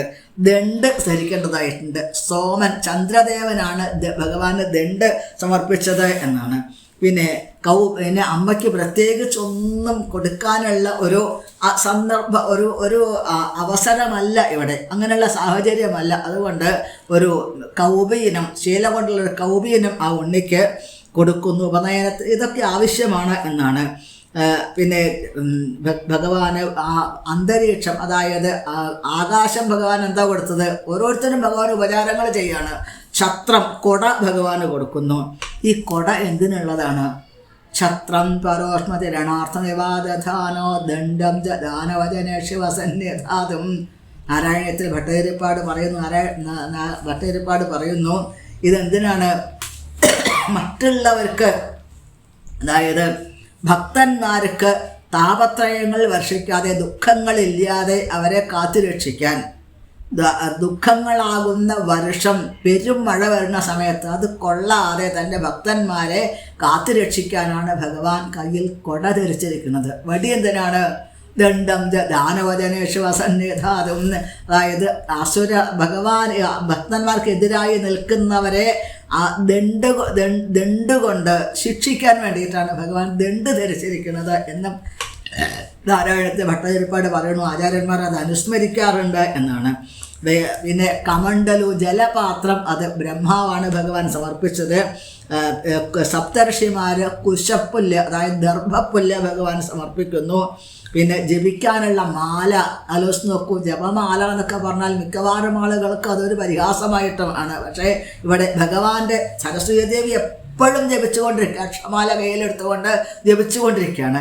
അപ്പോൾ ഈ ബ്രഹ്മചാരിമാർ ജപിക്കണം എന്നൊരു നിയമമുണ്ട്, നാമം ജപിക്കണം എന്നൊരു നിയമമുണ്ട്. എല്ലാവരും തിരുനാമം ജപിക്കണം നിയമമുണ്ട് കലികാലത്ത് എന്നാണ്. എല്ലാ കാലത്തും ഉണ്ട് നിയമമുണ്ട്. അതാണ് അക്ഷമാല മഹാരാജ സാക്ഷാൽ സരസ്വതി ദേവി വിദ്യാദേവത ഭഗവാന് അക്ഷമാല ജപിക്കാനുള്ള മാല ഒരു ഉപഹാരമായിട്ട് കൊടുക്കുന്നു. പിന്നെ ഇനി ഉപനയനത്തിൻ്റെ ചടങ്ങ് കഴിഞ്ഞു, ഇനി ഭിക്ഷ എടുക്കാവുന്നൊരു ചടങ്ങുണ്ട്. അതായത് ഉപനയനം കഴിഞ്ഞാൽ നമ്മൾക്ക് അറിയാം, വൃന്ദാവനത്തിലൊക്കെ ദീക്ഷ കഴിഞ്ഞാൽ, അതേപോലെ തന്നെ ബ്രാഹ്മണ ഗൃഹങ്ങളിലൊക്കെ കുട്ടികളുടെ ഉപനയനം കഴിഞ്ഞാൽ ഭിക്ഷ എടുക്കാവുന്നൊരു ചടങ്ങുണ്ട്. അപ്പോൾ ആദ്യം അമ്മയുടെ അടുത്തേക്കാണ് ഇവരെ ഭിക്ഷയ്ക്ക് എന്നാണ്. അങ്ങനെ ആ ഭിക്ഷ കൊടുക്കുക എന്നുള്ളൊരു ചടങ്ങുണ്ട്. അങ്ങനെ ആ ഭിക്ഷയ്ക്ക് വേണ്ടിയിട്ട് ഒരു പാത്രമല്ലല്ലോ വിചാരിച്ച് നിൽക്കുമ്പോഴാണ് സാക്ഷാൽ വൈശ്രവണൻ ഇവിടെ നേരിട്ട് വന്നു. ഒരു നവരത്ന ഖചിതമായിട്ടുള്ളൊരു പാത്രം ഭഗവാന്റെ കയ്യിൽ കൊടുക്കുന്നു. ആ പുറത്തേക്ക് ഇറങ്ങിയതോടുകൂടി അവിടെ അന്നപൂർണാദേവി മഹാദേവനോടുകൂടി നേരിട്ട് എഴുന്നള്ളിയിട്ട് ഭഗവാന്റെ ഭഗവാൻ നീട്ടിയിട്ടുള്ള പാത്രത്തിൽ ആദ്യം അംബിക ദേവി തന്നെയാണ്. ഭിക്ഷ ഭഗവതി സാക്ഷാത് ഉമാദാത് അംബിക സതി. അംബിക സാക്ഷാൽ ദേവി തന്നെ, പാർവതീദേവി തന്നെ മഹാദേവനോട് കൂടി വന്ന് ഭിക്ഷ കൊടുക്കണു. അതിൻ്റെ ശേഷം വളരെ മനോഹരമായ രൂപത്തിൽ ഭഗവാൻ ബ്രഹ്മർഷിമാരുടെ മുമ്പിൽ ഇടയിൽ ബ്രാഹ്മണരുടെ മുമ്പിൽ ഭഗവാൻ എന്തെന്നില്ലാതെ പ്രകാശിച്ചു. നക്ഷത്രങ്ങളുടെ ഇടയ്ക്ക് ചന്ദ്രനെ പോലെ ഭഗവാൻ ശോഭിച്ചു എന്നാണ്. ഇനി അത്യാവശ്യമായിട്ടുള്ളത് എന്താണ്? എല്ലാ ചടങ്ങുകളും കഴിഞ്ഞു. ഇനി വേണ്ടത് എന്താണ്? ഭഗവാൻ അപേക്ഷിച്ചു തൻ്റെ അമ്മയോടും അച്ഛനോടും ഒരു അനുവാദം ചോദിക്കുന്നു. ബ്രാഹ്മണർ പറഞ്ഞു, ഞങ്ങൾക്ക് മഹാബലിയാണെങ്കിലോ മഹാബലിക്ക് വളരെ പെട്ടെന്ന് സ്വർഗലോകം കീഴടക്കാൻ സാധിച്ചു.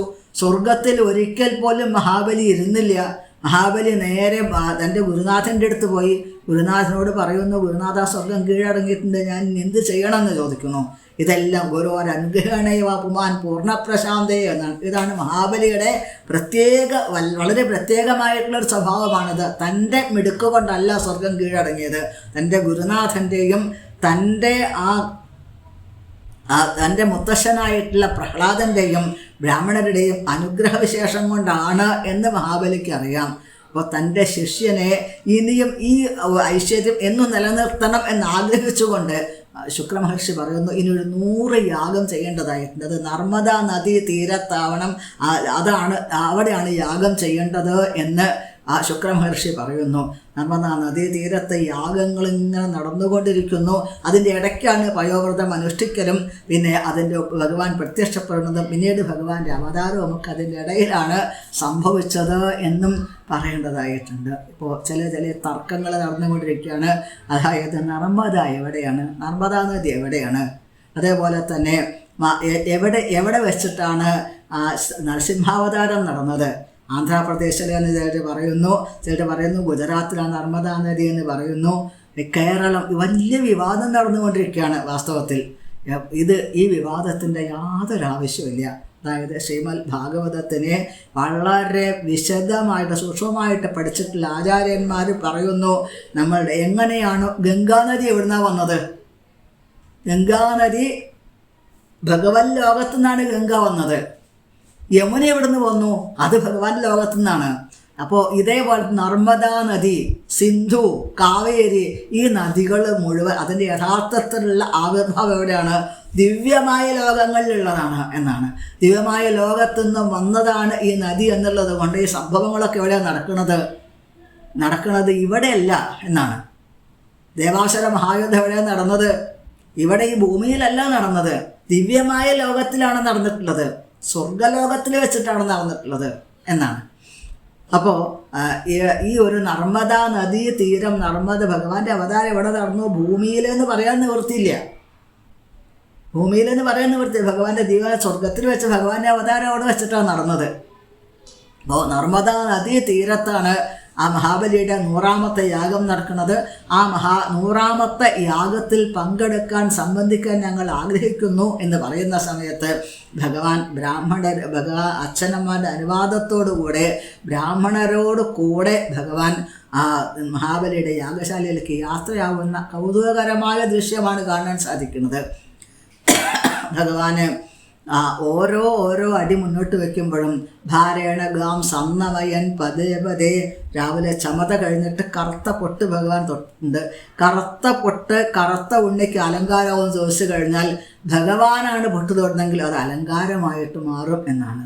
പിന്നെ ഭഗവാൻ കൗപീനം ധരിച്ചിട്ടുണ്ട്, ഒരു മുണ്ട്, അതായത് ഒരു മടക്കിയിട്ട് ഭഗവാൻ അരയിൽ കെട്ടിയിട്ടുണ്ട്. പിന്നെ ഭഗവാൻ പ്രത്യേകിച്ച് ആഭരണങ്ങളൊന്നും ഇല്ല, എന്നാലും ഭഗവാന്റെ കൗതുകത്തിന് യാതൊരു കുറവുമില്ല. ദണ്ട് കയ്യിലുണ്ട്, ജലപാത്രം കയ്യിലുണ്ട്, പിന്നെ കയ്യിൽ ഒരു കുടയുണ്ട്. ഭഗവാൻ സഞ്ചരിക്കുന്ന സമയത്ത് ഭഗവാൻ ആലോചിക്കുന്നത് എന്താ? താനിപ്പോൾ എവിടേക്കാണ് പോണത്? താൻ മഹാബലിയുടെ അടുത്തേക്കാണ് പോണത്. മഹാബലി തൻ്റെ പ്രഹ്ലാദൻ്റെ പൗത്രനാണ്. മഹാബലി വിരോചനൻ്റെ പുത്രനാണ്. എന്ത് ചോദിച്ചാലും മഹാബലി തരാതിരിക്കില്ല. അതുകൊണ്ട് മഹാബലിയോട് ചോദിക്കണം, 3 അടി മണ്ണ് ചോദിക്കണം. 3 അടി മണ്ണ് ചോദിച്ചു കഴിഞ്ഞാൽ പിന്നെ മഹാബലിയുടെ പെട്ടെന്ന് തൻ്റെ രൂപം മാറണം. ഭഗവാൻ ആലോചിക്കുകയാണ്. ഭാവിയിൽ എടുക്കാൻ പോകുന്ന ആ രൂപത്തിനെ കുറിച്ച് ഓർത്തു ഭഗവാൻ. രൂപത്തിന് മാറ്റം വന്നില്ലെങ്കിലും ആ ഭഗവാന്റെ ആ ഘനത്തിന്, ഭാരത്തിന് വ്യത്യാസം വന്നു എന്നാണ്. ഭഗവാൻ എടുക്കാൻ പോകുന്ന വിശ്വരൂപത്തെ ഓർത്തിട്ട് ഭാരേണകാം സന്നമയൻ പതേ പതേ, ഓരോ അടി മുന്നോട്ട് വയ്ക്കുമ്പോഴും ഭൂമി ആ ഭാഗത്തേക്ക് താഴാൻ തുടങ്ങി എന്നാണ്. ഇങ്ങനെ ആ ഭഗവാൻ ആ നർമ്മദാ നദീതീരത്ത് നടന്നുകൊണ്ട് യാഗശാലയുടെ മുമ്പിലേക്കായിട്ട് എത്തിച്ചേർന്നു. ആ യാഗശാലയുടെ മുമ്പിലായിട്ട് എത്തിച്ചേർന്നിട്ടുള്ള ഭഗവാനെ കണ്ട സമയത്ത് സാധാരണ യാഗം ദീക്ഷിച്ചിരിക്കുന്നവർ ആ എഴുന്നേൽക്കാൻ പാടില്ല എന്ന് നിയമമുണ്ട്. ഇവിടെ മഹാബലി ഭഗവാനെ കണ്ടതും ആ സദസ്സിലിരിക്കുന്നവരാലോചിച്ചത്, ഋത്തുക്കുകളൊക്കെ എന്താ ആലോചിച്ചത്, സൂര്യക്കിലായാച്ച് ദേവാവി ഭാവസൗ, സൂര്യനാണോ വന്നത് എന്ന് ആലോചിക്കുന്നു ചിലർ. സൂര്യനല്ല, സൂര്യനാണെങ്കിൽ തീക്ഷ്ണമായ രശ്മികളുണ്ടാവും. ചന്ദ്രനാണോ? ചന്ദ്രനല്ല, കളങ്കം ഉണ്ടാവും ചന്ദ്രനാണെങ്കിൽ, അതുമല്ല. എന്നാൽ അഗ്നിയാണോ? അഗ്നിയാണെങ്കിൽ പുക ഉണ്ടാവുമല്ലോ. ഇപ്പോൾ പുകയടങ്ങിയിട്ടുള്ള അഗ്നിയെ പോലെ, കളങ്കമില്ലാത്ത ചന്ദ്രനെ പോലെ, തീക്ഷ്ണമായ രശ്മികളില്ലാത്ത സൂര്യനെ പോലെ പ്രകാശിച്ചു ഭഗവാൻ എന്നാണ്. ആരാണ് വന്നത് എന്നുള്ളത് ആർക്ക് പെട്ടെന്ന് മനസ്സിലാക്കാൻ സാധിക്കും. എന്തൊന്നില്ലാത്തൊരു തേജസ് യാഗശാലയിൽ ഇങ്ങനെ വ്യാപിക്കുന്നതായിട്ട് കണ്ടു. മഹാബലി, ഋത്വിക്കുകൾ എല്ലാവരും എഴുന്നേറ്റ് ഇവിടുന്ന്. മഹാബലി യാഗത്തിൻ്റെ ഇടയ്ക്കാണ് അവിടുന്ന് എഴുന്നേറ്റത് എന്നാണ്. മഹാബലിക്ക് അറിയാം ഏതോ ദിവ്യനായിട്ടുള്ള ഒരു അതിഥിയാണ് വരുന്നത് എന്നുള്ളത് മഹാബലിക്ക് മനസ്സിലായി. മഹാബലി പെട്ടെന്ന് എഴുന്നേറ്റു, ഭഗവാന്റെ അടുത്ത് ചെന്നു. ഭഗവാന്റെ അടുത്ത് ചെന്നിട്ട് ആ ഭഗവാനെ എതിരേറ്റു, യാഗശാലയിലേക്ക് എതിരേറ്റു. എന്നിട്ട് ഭഗവാനെ സ്വർണ്ണ സിംഹാസനത്തിലിരുത്തി പാദം കഴുകിച്ചു. എന്തൊരു ഭാഗ്യ മഹാബലിക്ക്, ആലോചിച്ച് നോക്കൂ. തൽപാദശൗചം ജനകൽമഷാപഹം സത്തർമ്മവിർമൂർധതൽക്കരാ സുമംഗളം യദ്ദേവദേവോ ഗിരിശന്ദ്രമൗലിർദധാരമൂർധന പരയാജ ഭക്തിയാം. ഭഗവാന്റെ തൃപ്പാദത്തിനെ കഴുകിക്കാനുള്ള ഭാഗ്യം, ഭഗവാന്റെ തൃപ്പാദം കഴുകിയിട്ടുള്ളതോ ബ്രഹ്മാവ് ഭഗവാന്റെ പാദം കഴുകിയിട്ടുള്ള തീർത്ഥം മഹാദേവൻ, ദേവദേവോ ഗിരിശന്ദ്രമൗലി, മഹാദേവൻ ആ ശിരസിൽ ധരിക്കുന്നു എന്നുള്ളത് കൊണ്ട് തന്നെ മഹാദേവൻ ദേവദേവൻ മഹാദേവനെ ഗിരിശ ചന്ദ്രമൗലി ഭഗവാൻ മഹാദേവൻ അത്രയും വിശേഷപ്പെട്ട അവസ്ഥയിൽ എങ്ങനെ എത്തിയത്? വളരെ പ്രേമത്തോടുകൂടെ മഹാദേവൻ ആ ഭഗവാന്റെ പാദതീർത്ഥം വിശേഷത്തിൽ ധരിച്ചുകൊണ്ടിരിക്കുന്നു. ശിവോ പോൽ എന്നാ പറയണത്. യഥാരമൂർധന പരയാജ ഭക്തിയാ, ഭക്തിയോടുകൂടി മഹാബലി പാദം കഴുകിച്ച തീർത്ഥം ശിരസിൽ ധരിച്ചുകൊണ്ട് ഭഗവാനെ സ്വാഗതം ചെയ്യുന്നു. ഉണ്ണി എന്തിനാണ് വന്നത്? എന്തോ ചോദിക്കാൻ വന്നതുപോലെ ഉണ്ടെന്ന് തോന്നുന്നല്ലോ. എന്താണ് ആഗ്രഹം എന്ന് ചോദിക്കുന്നു. ഇത് കേട്ട സമയത്ത് ഭഗവാൻ പറയുന്നു, എന്ത് വേണമെന്ന യത് വടോ വാഞ്ചസിതൽ പ്രതീക്ഷമേ ത്വാമർത്ഥനം വിപ്രസുതാനുതർക്കയെ ഗാം കാഞ്ചനം ഗുണവൽ ധാമമൃഷ്ടം തഥാനപേയമുതവാ വിപ്രകന്യാം. എന്ത് വേണമെങ്കിൽ ചോദിച്ചോളൂ എന്നാണ് പറയണത്. ഗാം ഭൂമിയെ വേണോ, അതേപോലെ സ്വർണം വേണോ, പിന്നെ നല്ല ഗൃഹം വേണോ, അല്ലെങ്കിൽ നല്ല ഭക്ഷണം വേണോ, ഉണ്ണിക്ക് ഇഷ്ടം പോലെ ഭക്ഷണം വേണോ, അല്ലെങ്കിൽ അന്നപേയം ഉതവാ വിപ്രകന്യാം. ഇനി വിവാഹം കഴിക്കണമെങ്കിൽ പെൺകുട്ടിയെ വരെ തരാൻ തയ്യാറാണ്. ഗ്രാമങ്ങൾ വേണോ, അല്ലെങ്കിൽ ആനകളെ വേണോ, കുതിരകളെ വേണോ, എന്ത് വേണമെങ്കിൽ ചോദിച്ചോളൂ, എല്ലാം തരാമെന്ന് മഹാബലി പറയുന്നു. അപ്പോൾ ഭഗവാൻ പറയുന്നു, അടുത്ത അധ്യായത്തിലാണിത് കേൾക്കാൻ സാധിക്കുക. മഹാബലി ഈ വാക്ക് കേട്ട സമയത്ത് ഭഗവാൻ പറയുന്നു മഹാബലിയോട്, മഹാബലി അത്ഭുതമില്ല ഈ വാക്കുകൾ കേൾക്കുന്ന സമയത്ത്. കാരണം എന്താണ്? കുലോചിതം ധർമ്മയുതം യശസ്കരം, അല്ല കുലത്തിന് യോജിച്ച വാക്കുകളാണ് പറയണത്. ധാർമ്മികമായിട്ടുള്ള വാക്കുകൾ തന്നെയാണ് പറയുന്നത്. ഇത് അങ്ങയുടെ കുലത്തിൻ്റെ പാരമ്പര്യമാണ്. എന്തും ചോദിച്ചോളൂ, തരാമെന്ന് പറഞ്ഞു കഴിഞ്ഞാൽ എല്ലാം എനിക്ക് തരൂ എന്ന് ആരെങ്കിലും പറയാറുണ്ടോ മഹാബലി?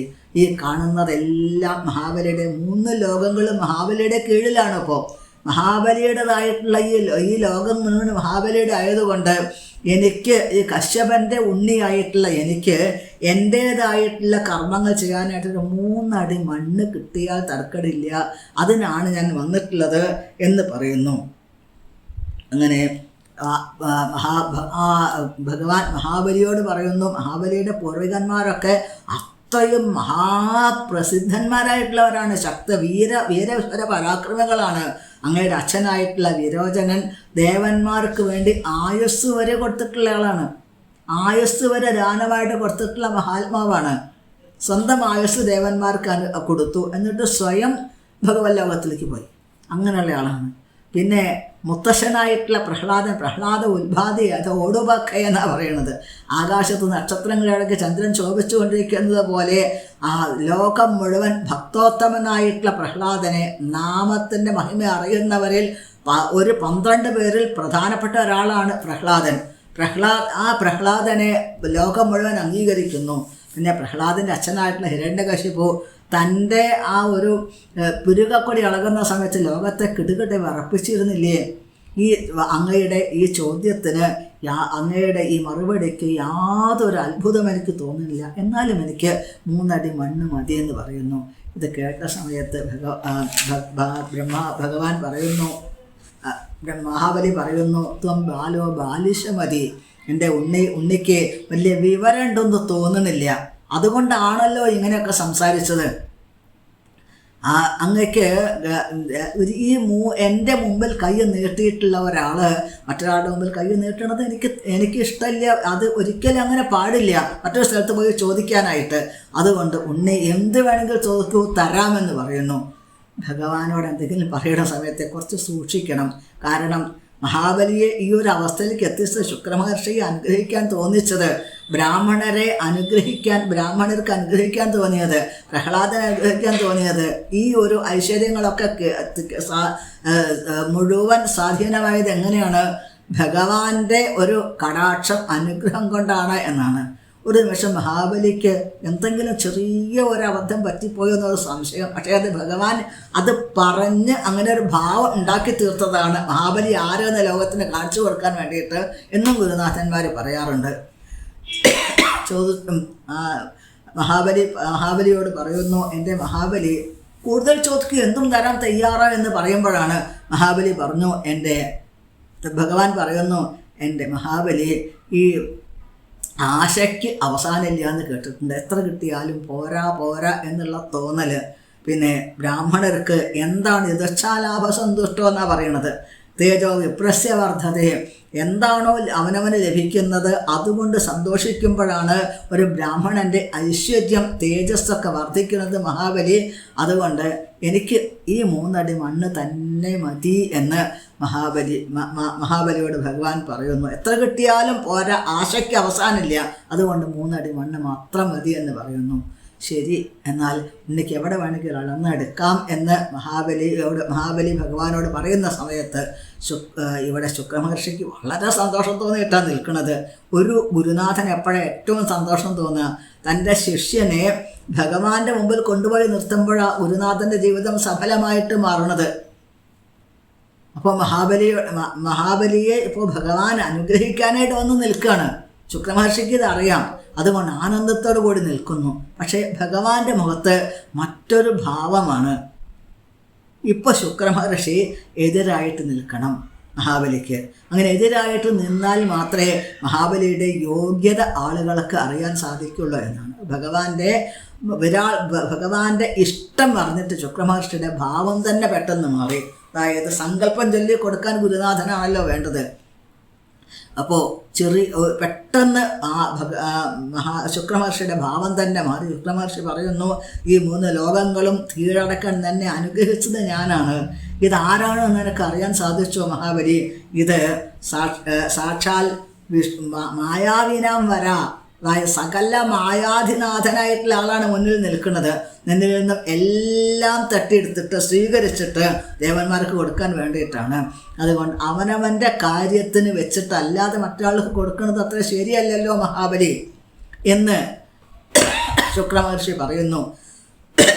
പിന്നെ ഈ ശരീരം തന്നെ വേദാന്തം വളരെ വ്യക്തമായിട്ട് പറയുന്നുണ്ട് ഇവിടെ.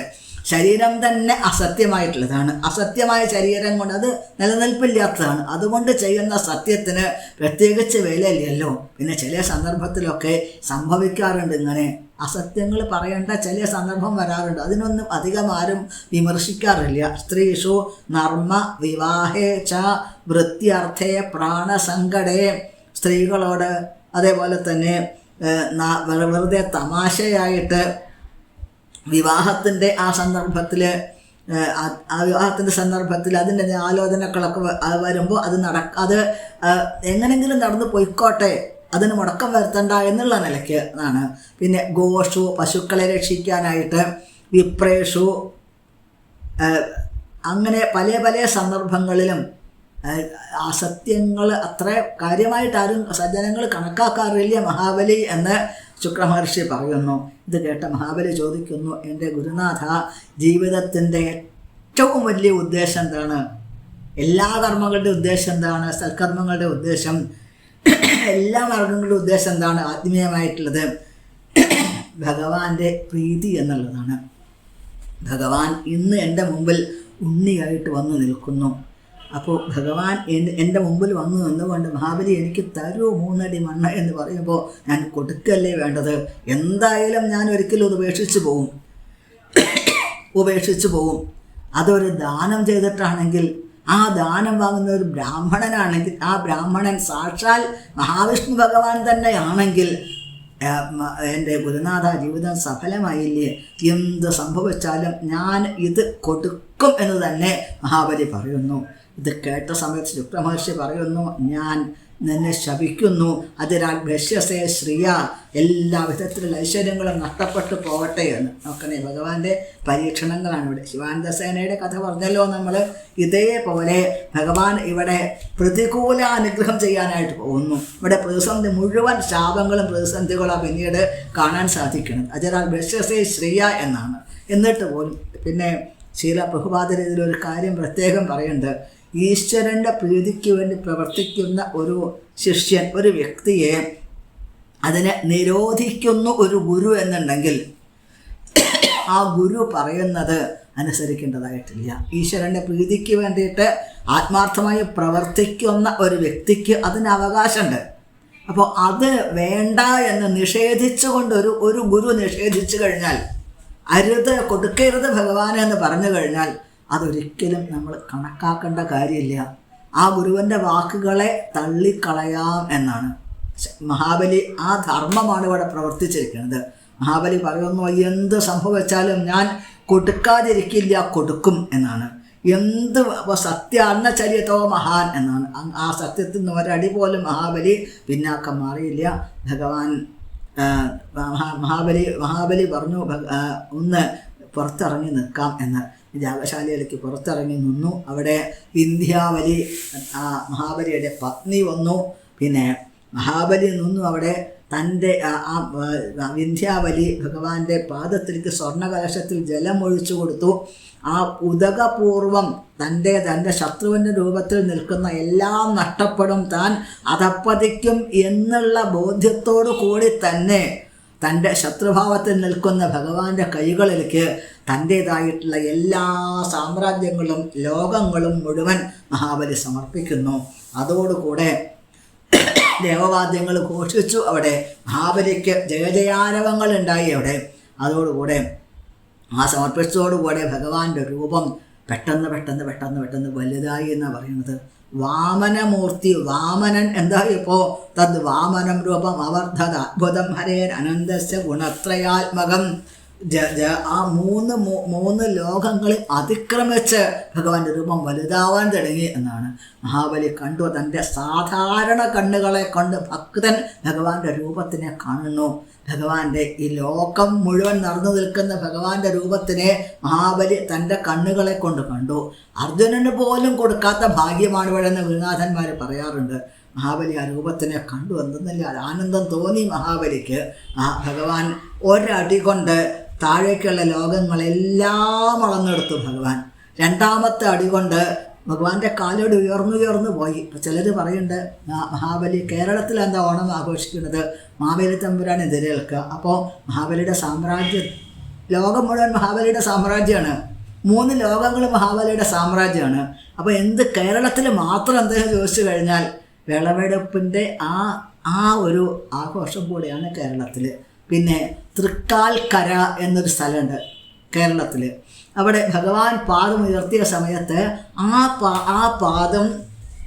പാദത്തിനെ കാണാൻ സാധിച്ചു. എന്ത് ഈ ഭാഗത്തുള്ളവർക്ക് ഭഗവാന്റെ, ഈ ഭൂപ്രദേശത്തുള്ളവർക്ക് ഭഗവാന്റെ പാദത്തിനെ കാണാൻ സാധിച്ചു. അതുകൊണ്ട് ആ ഒരു ആഘോഷം എന്നുള്ള നിലയ്ക്കും നമ്മൾ ഈ ഓണം ആഘോഷിക്കുന്നു, തിരുവോണം ആഘോഷിക്കുന്നു എന്നാണ്. അതിനൊരിക്കലും വിവാദം സൃഷ്ടിക്കേണ്ട കാര്യമില്ല എന്നും നമ്മളിവിടെ അറിയേണ്ടതായിട്ടുണ്ട്. അങ്ങനെ ഭഗവാന്റെ രൂപം ഭഗവാന്റെ ആ പാദം ഇങ്ങനെ ഉയർന്നു പോയിട്ട് ഈ ഭൂമി മുഴുവൻ ഇളകുന്നു തോന്നുന്നു. സാമ്യ സദനാദുരുകമ്പയാനെന്നാണ് പറയണത്. ഭൂമി ആകെക്കൂടി പ്രപഞ്ചം ഇളകണ സമയത്ത് അതിനൊരു തൂണ് കൊടുത്തതുപോലെയാണ്, ഒരു മുട്ട് കൊടുത്തത്, തൂണ് കൊടുത്തതുപോലെയാണ് ഇളകാതെ ഭഗവാന്റെ പാദങ്ങൾ ഉയർന്നു പോയി എന്നാണ്. അത്ഭുതകരമാണ് ഭഗവാന്റെ ലീലകൾ. അങ്ങനെ ഉപരഥ മഹർജനാഭ്യാം തപസ പരംഗത മഹർലോകം, ജനലോകം, തപോലോകം, സത്യലോകം വരെ ഭഗവാന്റെ പാദമെത്തി. അവിടുന്ന് അത്യതിഷ്ഠം ദശാങ്കുലം, ആ ബ്രഹ്മാണ്ടത്തിനെ തുളച്ച് ഒരു 10 വിരലും കൂടി മുകളിലേക്ക് പോയി എന്നാണ്.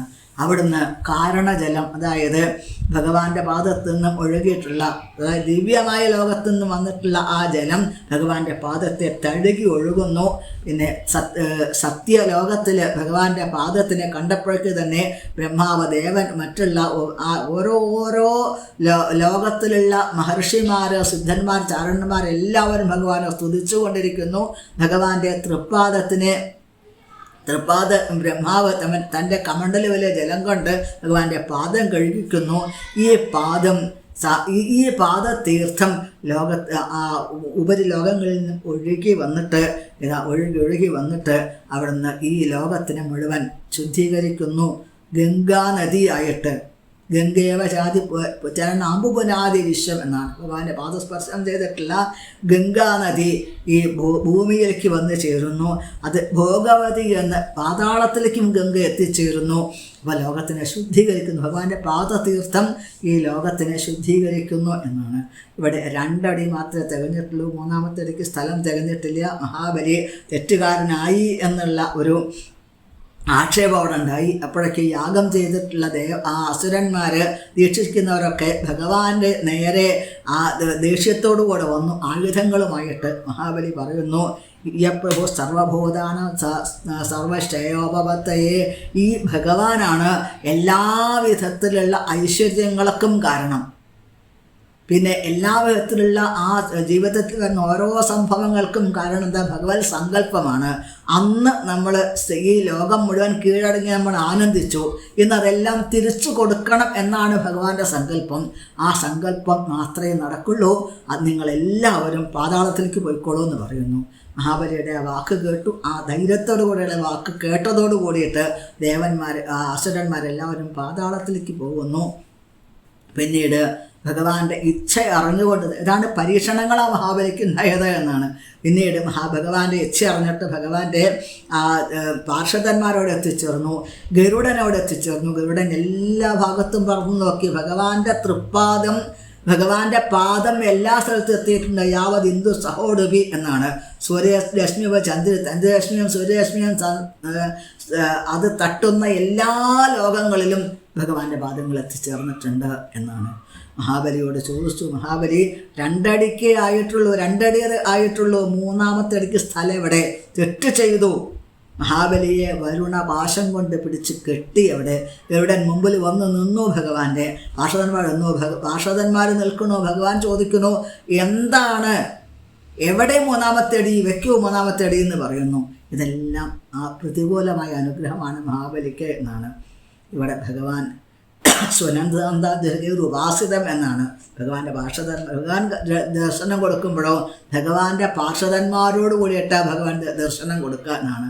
മഹാബലിക്ക് ദർശനത്തിനുള്ള ഭാഗ്യം ഉണ്ടായി. ഭഗവാന്റെ മഹാബലിയോട് പറയുന്നു, ഭഗവാനെ എനിക്ക് ഒരപേക്ഷ അവിടുത്തോടുണ്ട്. അവിടുന്ന് എൻ്റെ ഒരു അപേക്ഷ കേൾക്കേണ്ടതായിട്ടുണ്ട്. അങ്ങ് ഇവിടെ ഈ യാഗശാലയിൽ വന്ന അതേ രൂപത്തിൽ അവിടുന്ന് ഒരിക്കൽ കൂടി നിൽക്കുന്നു എന്നുണ്ടെങ്കിൽ ഭഗവാനെ അവിടത്തേക്ക് 3-ാമത്തെ അടി തരാൻ എൻ്റെ കയ്യിൽ സ്ഥലമുണ്ട് മഹാബലി പറയുന്നു. ഭഗവാൻ പോലും അത്ഭുതപ്പെട്ടു, ലോകം അത്ഭുതപ്പെട്ടു. മഹാബലിക്ക് എവിടെ ഇനി സ്ഥലം എന്നുള്ളതാണ്. മഹാബലി പറയുന്നു, എൻ്റേതായിട്ടുള്ള എല്ലാം അവിടുന്ന് അളന്നെടുത്തു. 2 അടിക്ക് അവിടുന്ന് തകർന്നു. അപ്പോൾ എൻ്റേതായിട്ടുള്ള എല്ലാം അവിടുന്ന് അളന്നെടുത്ത് അവിടുത്തെ 2 അടിക്ക് തികയുമെന്നുണ്ടെങ്കിൽ എന്തുകൊണ്ട് അവിടുത്തെ ഇതെല്ലാം എൻ്റെ അഭിമാനിച്ച ശിരസ് അവിടുത്തെ 3-ാമത്തെ അടിക്ക് തികയില്ലേ? ആ കുഞ്ഞു പാദങ്ങൾ എൻ്റെ ശിരസിൽ വെച്ചിട്ട് 3-ാമത്തെ അടി എനിക്ക് കിട്ടി എന്ന് ഭഗവാനെ അവിടെ നിന്ന് പറയണേ. അല്ലെങ്കിൽ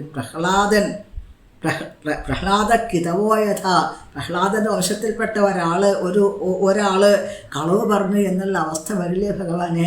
സത്യസന്ധനാക്കി തീർക്കണേ എന്നെ, അനുഗ്രഹിക്കണേ എന്നെ.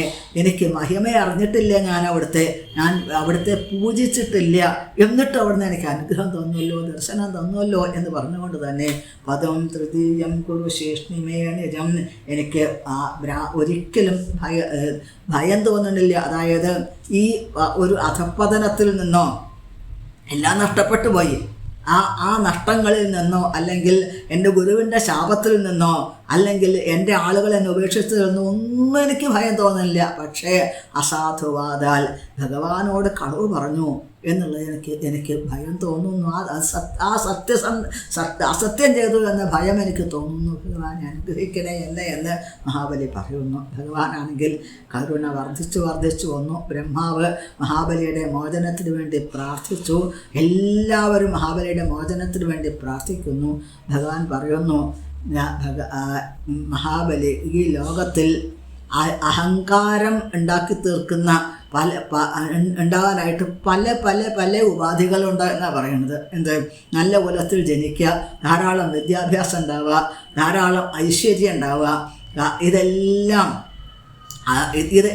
ഇതെല്ലാം സാമ്രാജ്യങ്ങളൊക്കെ കീഴടങ്ങുക, ഇതെല്ലാം അഹങ്കാരത്തിന് കാരണമായിട്ട് മാറും. എന്നാൽ മനുഷ്യ ജീവിതം ഇതും അഹങ്കാരത്തിന് കാരണമായിട്ട് മാറും. എന്നാൽ ഇതെല്ലാം ഉണ്ടായിക്കഴിഞ്ഞിട്ടും മഹാബലിക്ക് അഹങ്കാരം ഉണ്ടായില്ല. ഞാൻ പോലും ഗുരുനാഥൻ ഉപേക്ഷിച്ചു, സ്വന്തം ആളുകൾ ഉപേക്ഷിച്ചു, ഗുരുനാഥൻ ശപിച്ചു, എൻ്റെ ആളുകൾ ഞാൻ വരെ മഹാബലിയുടെ എല്ലാം തട്ടിയെടുത്തു. ഞാൻ മഹാബലിയോട് ഞാൻ തെറ്റ് ചെയ്തു, കളവ് പറഞ്ഞു. എന്നിട്ട് പോലും മഹാബലി ഒരു സത്യത്തിൽ നിന്നും അനങ്ങിയില്ല മഹാബലി. അതുകൊണ്ട് മഹാബലിയെ ആർക്കും ജയിക്കാൻ സാധിക്കാത്ത ആ മായയെ എൻ്റെ ഭക്തൻ അനായാസമായിട്ട് ജയിച്ചു. അതുകൊണ്ട് തന്നെ മഹാബലിയോട് ഞാൻ കടപ്പെട്ടിരിക്കുന്നു ഭഗവാൻ പറയുന്നു. ഭഗവാൻ പെട്ടെന്ന് ചെറിയ ഉണ്ണിയായിട്ട് മാറി ആ തൃപ്പാദം മഹാബലിയുടെ ശിരസിൽ വെച്ചു. ബലി തൻ ബാലവട്ടത്തിൽ കിരീടം വെച്ച കാലടി എന്ന് പറയും. ആ കിരീടം വെച്ചതുപോലെ ഭഗവാന്റെ ആ തൃപ്പാദം മഹാബലിയുടെ ശിരസിൽ വന്നു. മഹാബലിക്ക് എന്തെന്നില്ലാത്ത ആനന്ദം. ഒരാൾക്കും ഇതിൽ ആക്ഷേപമില്ല. പക്ഷേ ആക്ഷേപമുള്ളതാര ഇപ്പോൾ ഉള്ള ഈ ഭൗതികമായ ലോകത്തിൽ നമ്മളുടെ ഈ കലികാലത്തിലുള്ള വിവരമില്ലാത്ത ആളുകൾക്ക് ഒരുപാട് ആക്ഷേപങ്ങളുണ്ട് ഈ കാര്യത്തിൽ. എന്നാണ് മഹാബലിയെ ഭഗവാൻ പൂർണ്ണമായിട്ടും തന്നെ ഭഗവാൻ കൊടുക്കുന്നു. സർവസ്വവും മമ തന്നെ നിനക്കു ഞാൻ എന്നാണ്. ഭഗവാനെ തന്നെ കൊടുക്കുന്നു മഹാബലിക്ക് എന്നാണ്. മഹാബലി നമസ്കരിച്ചു ഭഗവാനെ. ഭഗവാൻ പറയുന്നു, ഞാൻ മഹാബലിയെ പൂർണ്ണമായി അനുഗ്രഹിക്കാനായിട്ടാണ് ഇവിടെ എത്തിച്ചേർന്നത് എന്ന് പറയുന്നു. ശുക്രമഹർഷിയോട് യാഗം പൂർത്തിയാക്കാനായിട്ട് പറയുന്നു. അതിന് ശേഷം മഹാബലിയോട് പറയുന്നു, സുതലത്തിലേക്ക് പോകൂ മഹാബലി. സുതലം സ്വർഗഭിപ്രാർത്ഥ്യം, സ്വർഗത്തിലുള്ളവർ പോലും മോഹിക്കുന്ന സ്ഥലമാണ് സുതലം. ബിലസ്വർഗം എന്നാണ് പറയുക. അവിടെ അങ്ങയുടെ എല്ലാ ബന്ധുക്കളോടും കൂടി പോവും. അടുത്ത മന്വന്തരത്തിൽ ദേവേന്ദ്രനാവാൻ അനുഗ്രഹവും ഞാൻ തന്നെ അങ്ങേക്ക് തരുന്നു. അങ്ങയ്ക്ക് സുതലത്തിൽ സുഖമായിട്ട് താമസിക്കാം, അവിടെ എന്നും അങ്ങേക്ക് എന്നെ കാണാൻ സാധിക്കും. പ്രഹ്ലാദനോടുകൂടി പോവും. പ്രഹ്ലാദൻ പറയുന്നു അനുഗ്രഹമായി അവിടുത്തെ എന്ന്. വിന്ധ്യാവലി പറയുന്നു അനുഗ്രഹമാണ് ഇത് ഭഗവാന്റെ എന്നുള്ളത്. സുതലത്തിലേക്ക് പോവൂ മഹാബലി എന്ന് ഭഗവാൻ പറയുന്നു. സുതലത്തിലേക്ക് മഹാബലിയെ ആനയിക്കുന്നു. അവിടെ ഭഗവാൻ അവിടെ കാവൽക്കാരനായിട്ട് ആ സുതലത്തിൽ ഭഗവാൻ, ഗോപുരത്തിൽ ഭഗവാൻ എന്നും നിത്യസാന്നിധ്യം ചെയ്യുന്നു എന്നാണ്. ഒരു ഭഗവാൻ ഉപേന്ദ്രനായിട്ട് സ്വർഗത്തിലെ ആ ദേവേന്ദ്രനെ സഹായിക്കാനായിട്ട് ഉപേന്ദ്രനായിട്ട് അവിടെ സ്വർഗത്തിലേക്ക് എത്തിച്ചേരുന്നു. ആ പോകുന്നതിന് മുമ്പായിട്ട് ശുക്രമഹർഷിയോട് പറയുന്നു, ശുക്രമഹർഷിയെ യാഗം പൂർത്തീകരിക്കുക എന്നുള്ളത്. ശുക്രമഹർഷി പറയുന്നു, മന്ത്രതസ്തന്ത്രതശ്ചിദ്രം ദേശകാലാർഹവസ്തുത സർവം കരോതി നിശ്ചിദ്രം നാമസങ്കീർത്തനം തവ. ഇത് നമ്മൾ പ്രത്യേകം മനസ്സിലാക്കേണ്ട കാര്യമാണ്. ശുക്രമഹർഷി പറയുന്ന കാര്യം, എന്ത് വിധത്തിലുള്ള മന്ത്രങ്ങൾ, എന്ത് കർമ്മങ്ങൾ ചെയ്തു കഴിഞ്ഞാലും അതിലൊക്കെ അപാകതകൾ വരാം, എന്തെങ്കിലുമൊക്കെ ദോഷങ്ങൾ അതിൽ വരാം. ഒരു ദോഷങ്ങളും ഇല്ലാതാവാൻ എന്ത് വേണം? അതിൻ്റെ ന്യൂനതകൾ ഇല്ലാതാവാനായിട്ട് നാമസങ്കീർത്തനം തവ, നാമസങ്കീർത്തനം ചെയ്യേണ്ടതായിട്ടുണ്ട് എന്നാണ് ഭഗവാൻ. അതുതന്നെയാണ് ചൈതന്യ മഹാപ്രഭു അതാണ് പറയുന്നത്. ഭാഗവതം അത് തന്നെ പറയുന്നു, നാമസങ്കീർത്തനം ദേശ സർവ പാപ പ്രണാശനം പ്രണാമോ ദുഃഖശമനാർത്ഥം നമാമി ഹരിം പരം എന്ന്. ഭഗവാന്റെ തിരുവനാമം സങ്കീർത്തനം ചെയ്തു കഴിഞ്ഞാൽ എല്ലാവിധത്തിലുള്ള കർമ്മങ്ങളുടെയും ന്യൂനതകൾ, ദോഷങ്ങളില്ലാതായി തീരും എന്നാണ്. എന്നാലും എല്ലാവർക്കും ശ്രേയസ് എന്താണ്? യത്തവാജ്ഞാനുപാലനം, അങ്ങയുടെ ആജ്ഞയെ വേണ്ട വിധത്തിൽ അനുസരിക്കുക എന്നുള്ളതാണ്. ഭഗവാൻ എന്താണോ വേഷം നമ്മൾക്ക് തന്നിട്ടുള്ളത് ആ വേഷം ഭംഗിയായിട്ട് നമ്മൾ അഭിനയിക്കണം. ഭഗവാനെ സേവിച്ചുകൊണ്ട് ഭഗവത് സമർപ്പിതമായിട്ടുള്ള ജീവിതം നമ്മൾക്ക് ഉണ്ടാവണം. അതാണ് ജീവിതത്തിൻ്റെ ലക്ഷ്യം എന്നാണ്. ഇപ്പോൾ ഈ ഒരു വാമനാവതാര കഥ എന്നത് വളരെയധികം പ്രധാനപ്പെട്ടതാണ്. നമുക്കെല്ലാവർക്കും കേൾക്കേണ്ടതാണ്, അറിയേണ്ടതാണ്, മനസ്സിലാക്കേണ്ടതാണ്. തിരുവോണത്തിൻ്റെ ഈ ദിവസം ഭക്തനായിട്ടുള്ള മഹാബലിയെയും ആ വാമനമൂർത്തിയെയും ഒന്നിച്ച് പൂജിച്ച് നമ്മൾ, അല്ലാതെ വെറുതെ സദ്യ ഓണസദ്യ, ടി വിയിലൊക്കെ ഓണസദ്യ, പിന്നെ പല സ്ഥലത്തും ആഘോഷങ്ങൾ, ആ ഓണാഘോഷം എന്ന് പറഞ്ഞാൽ എന്താണ് ആളുകൾക്ക് അറിയാത്ത അവസ്ഥ. ആരെങ്കിലും ഭാഗവതം വായിക്കുന്നുണ്ടോ? ആരെങ്കിലും നാമം ജപിക്കുന്നുണ്ടോ ആ ദിവസം? ഈ ഒരു വാമനാവതാര കഥ പിതൃപ്രീതിക്ക് ഭഗവാൻ എപ്പോഴാണ് സന്തോഷിക്കുക? ഭാഗവതം ഉണ്ടെങ്കിൽ, നാമജപം ഉണ്ടെങ്കിൽ എന്നാൽ മാത്രമേ ഭഗവാൻ ഭാഗവതം ഉണ്ടെങ്കിൽ രാധാറാണി അവിടെ ഉണ്ട്, ശ്രീകൃഷ്ണ ഭഗവാൻ അവിടെ ഉണ്ട്. ഭാഗവതം ഉള്ളിടത്ത് എല്ലാ ദേവീദേവന്മാരും ഉണ്ട്, സാന്നിധ്യമുണ്ട്.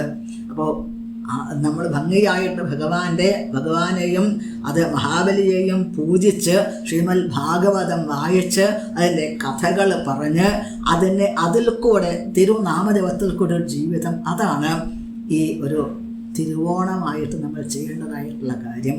അത് അനുസരിക്കുകയാണെങ്കിൽ നമ്മൾ നന്നാവും. ഞാൻ ശരീരമല്ല, ഈശ്വര ചൈതന്യമാണ്, തിരിച്ച് ഭഗവത് ലോകത്തിലേക്ക് പോകേണ്ടതായിട്ടുണ്ട്. അപ്പോൾ നമ്മൾക്ക് എത്രയോ ജന്മങ്ങൾ അനുഭവിച്ച് ദുരിതം അനുഭവിക്കേണ്ട ആ ഒരു നിയോഗം ഒരൊറ്റ ജന്മം കൊണ്ട് ഇല്ലാതാക്കി തീർക്കാൻ ഭഗവാൻ വിചാരിച്ചാൽ സാധിക്കും, തിരുനാമം കൊണ്ട് എന്നാണ്. കർമ്മ നിർദഹതി, അതാണ് ആർക്കും കർമ്മഫലം അനുഭവിക്കണം. പക്ഷേ ഭക്തിഭാജാം, ഭഗവാനോട് ഭക്തിയോട് കൂടിയിട്ട് ശരണാഗതി പ്രാപിച്ചുകൊണ്ട് തിരുനാമം ജപിക്കാൻ സാധിക്കുക. അതിന് ഭഗവാൻ അനുഗ്രഹിക്കട്ടെ. ഈ തിരുവോണത്തിൻ്റെ സന്ദേശം ഇതാണ്. വാമനമൂർത്തിയെ ആശ്രയിക്കുക. വാമനമൂർത്തി ആരാ? വാസ്തവത്തിൽ കേശവാധൃത വാമന രൂപ ജയ ജഗദീശ ഹരേ എന്നാണ്. സാക്ഷാൽ ശ്രീകൃഷ്ണ ഭഗവാൻ തന്നെയാണ്. ഭഗവാന്റെ ആ വിസ്തരണമാണ് മഹാവിഷ്ണുവിൻ്റെ അവതാരമായിട്ടുള്ള വാമനമൂർത്തി എന്നാണ്. വാമനമൂർത്തിയോട് നമ്മൾ പ്രാർത്ഥിക്കുക, ശ്രീകൃഷ്ണ ഭഗവാനോട് ഭക്തി പരിപൂർണമാക്കി തരണമെന്ന് പ്രാർത്ഥിക്കുക. നല്ലതായിട്ട് എന്തെങ്കിലും പറഞ്ഞെങ്കിൽ ഇതെല്ലാം ഗുരുനാഥൻ്റെ അനുഗ്രഹമാണ്, ഗുരുവായൂരപ്പൻ്റെ അനുഗ്രഹമാണ്. വേദവ്യാസപ്രിയ മഹാരാജ്, ചൈതന്യ മഹാപ്രഭു, പിന്നെ ശ്രീല ഭക്തി വേദാന്ത സ്വാമി പ്രഭുപാദര്, ഇവരെല്ലാവരുടെ അനുഗ്രഹം നമ്മൾക്ക് ഉണ്ടാവട്ടെ. ശ്രീമദ് ഭാഗവത ഉപദേശിച്ചിട്ടുള്ള ഗുരുവായൂരപ്പൻ്റെ പ്രിയപ്പെട്ട ഭക്തനായിട്ടുള്ള ഭക്തശിരോമണി വാഴകുന്നം, അതേപോലെ തട്ടകളുണ്ണിനാമ്പൂരിപ്പാട് ശ്രീ ഗുരുവായൂരപ്പൻ്റെ പ്രത്യേക അനുഗ്രഹങ്ങൾ നമ്മൾക്ക് ഉണ്ടാവട്ടെ എന്ന് പ്രത്യേകം പ്രാർത്ഥിക്കുന്നു. വൃന്ദാവനത്തിലെ ശ്രീകൃഷ്ണ ഭഗവാനും രാധാറാണിയും നമ്മളെ പ്രത്യേകം അനുഗ്രഹിക്കട്ടെ. നമോ ബ്രഹ്മണ്യദേവായ ഗോ ബ്രാഹ്മണഹിതായ ച ജഗദ്ധിതായ കൃഷ്ണായ ഗോവിന്ദായ നമോ നമഃ. ഹരേ കൃഷ്ണ കൃഷ്ണ കൃഷ്ണ ഹരേ ഹരേ, ഹരേ രാമ രാമ രാമ ഹരേ ഹരേ. ഹരേ കൃഷ്ണ കൃഷ്ണ കൃഷ്ണ ഹരേ ഹരേ, ഹരേ രാമ രാമ രാമ രാമ ഹരേ ഹരേ. ഹരേ കൃഷ്ണ.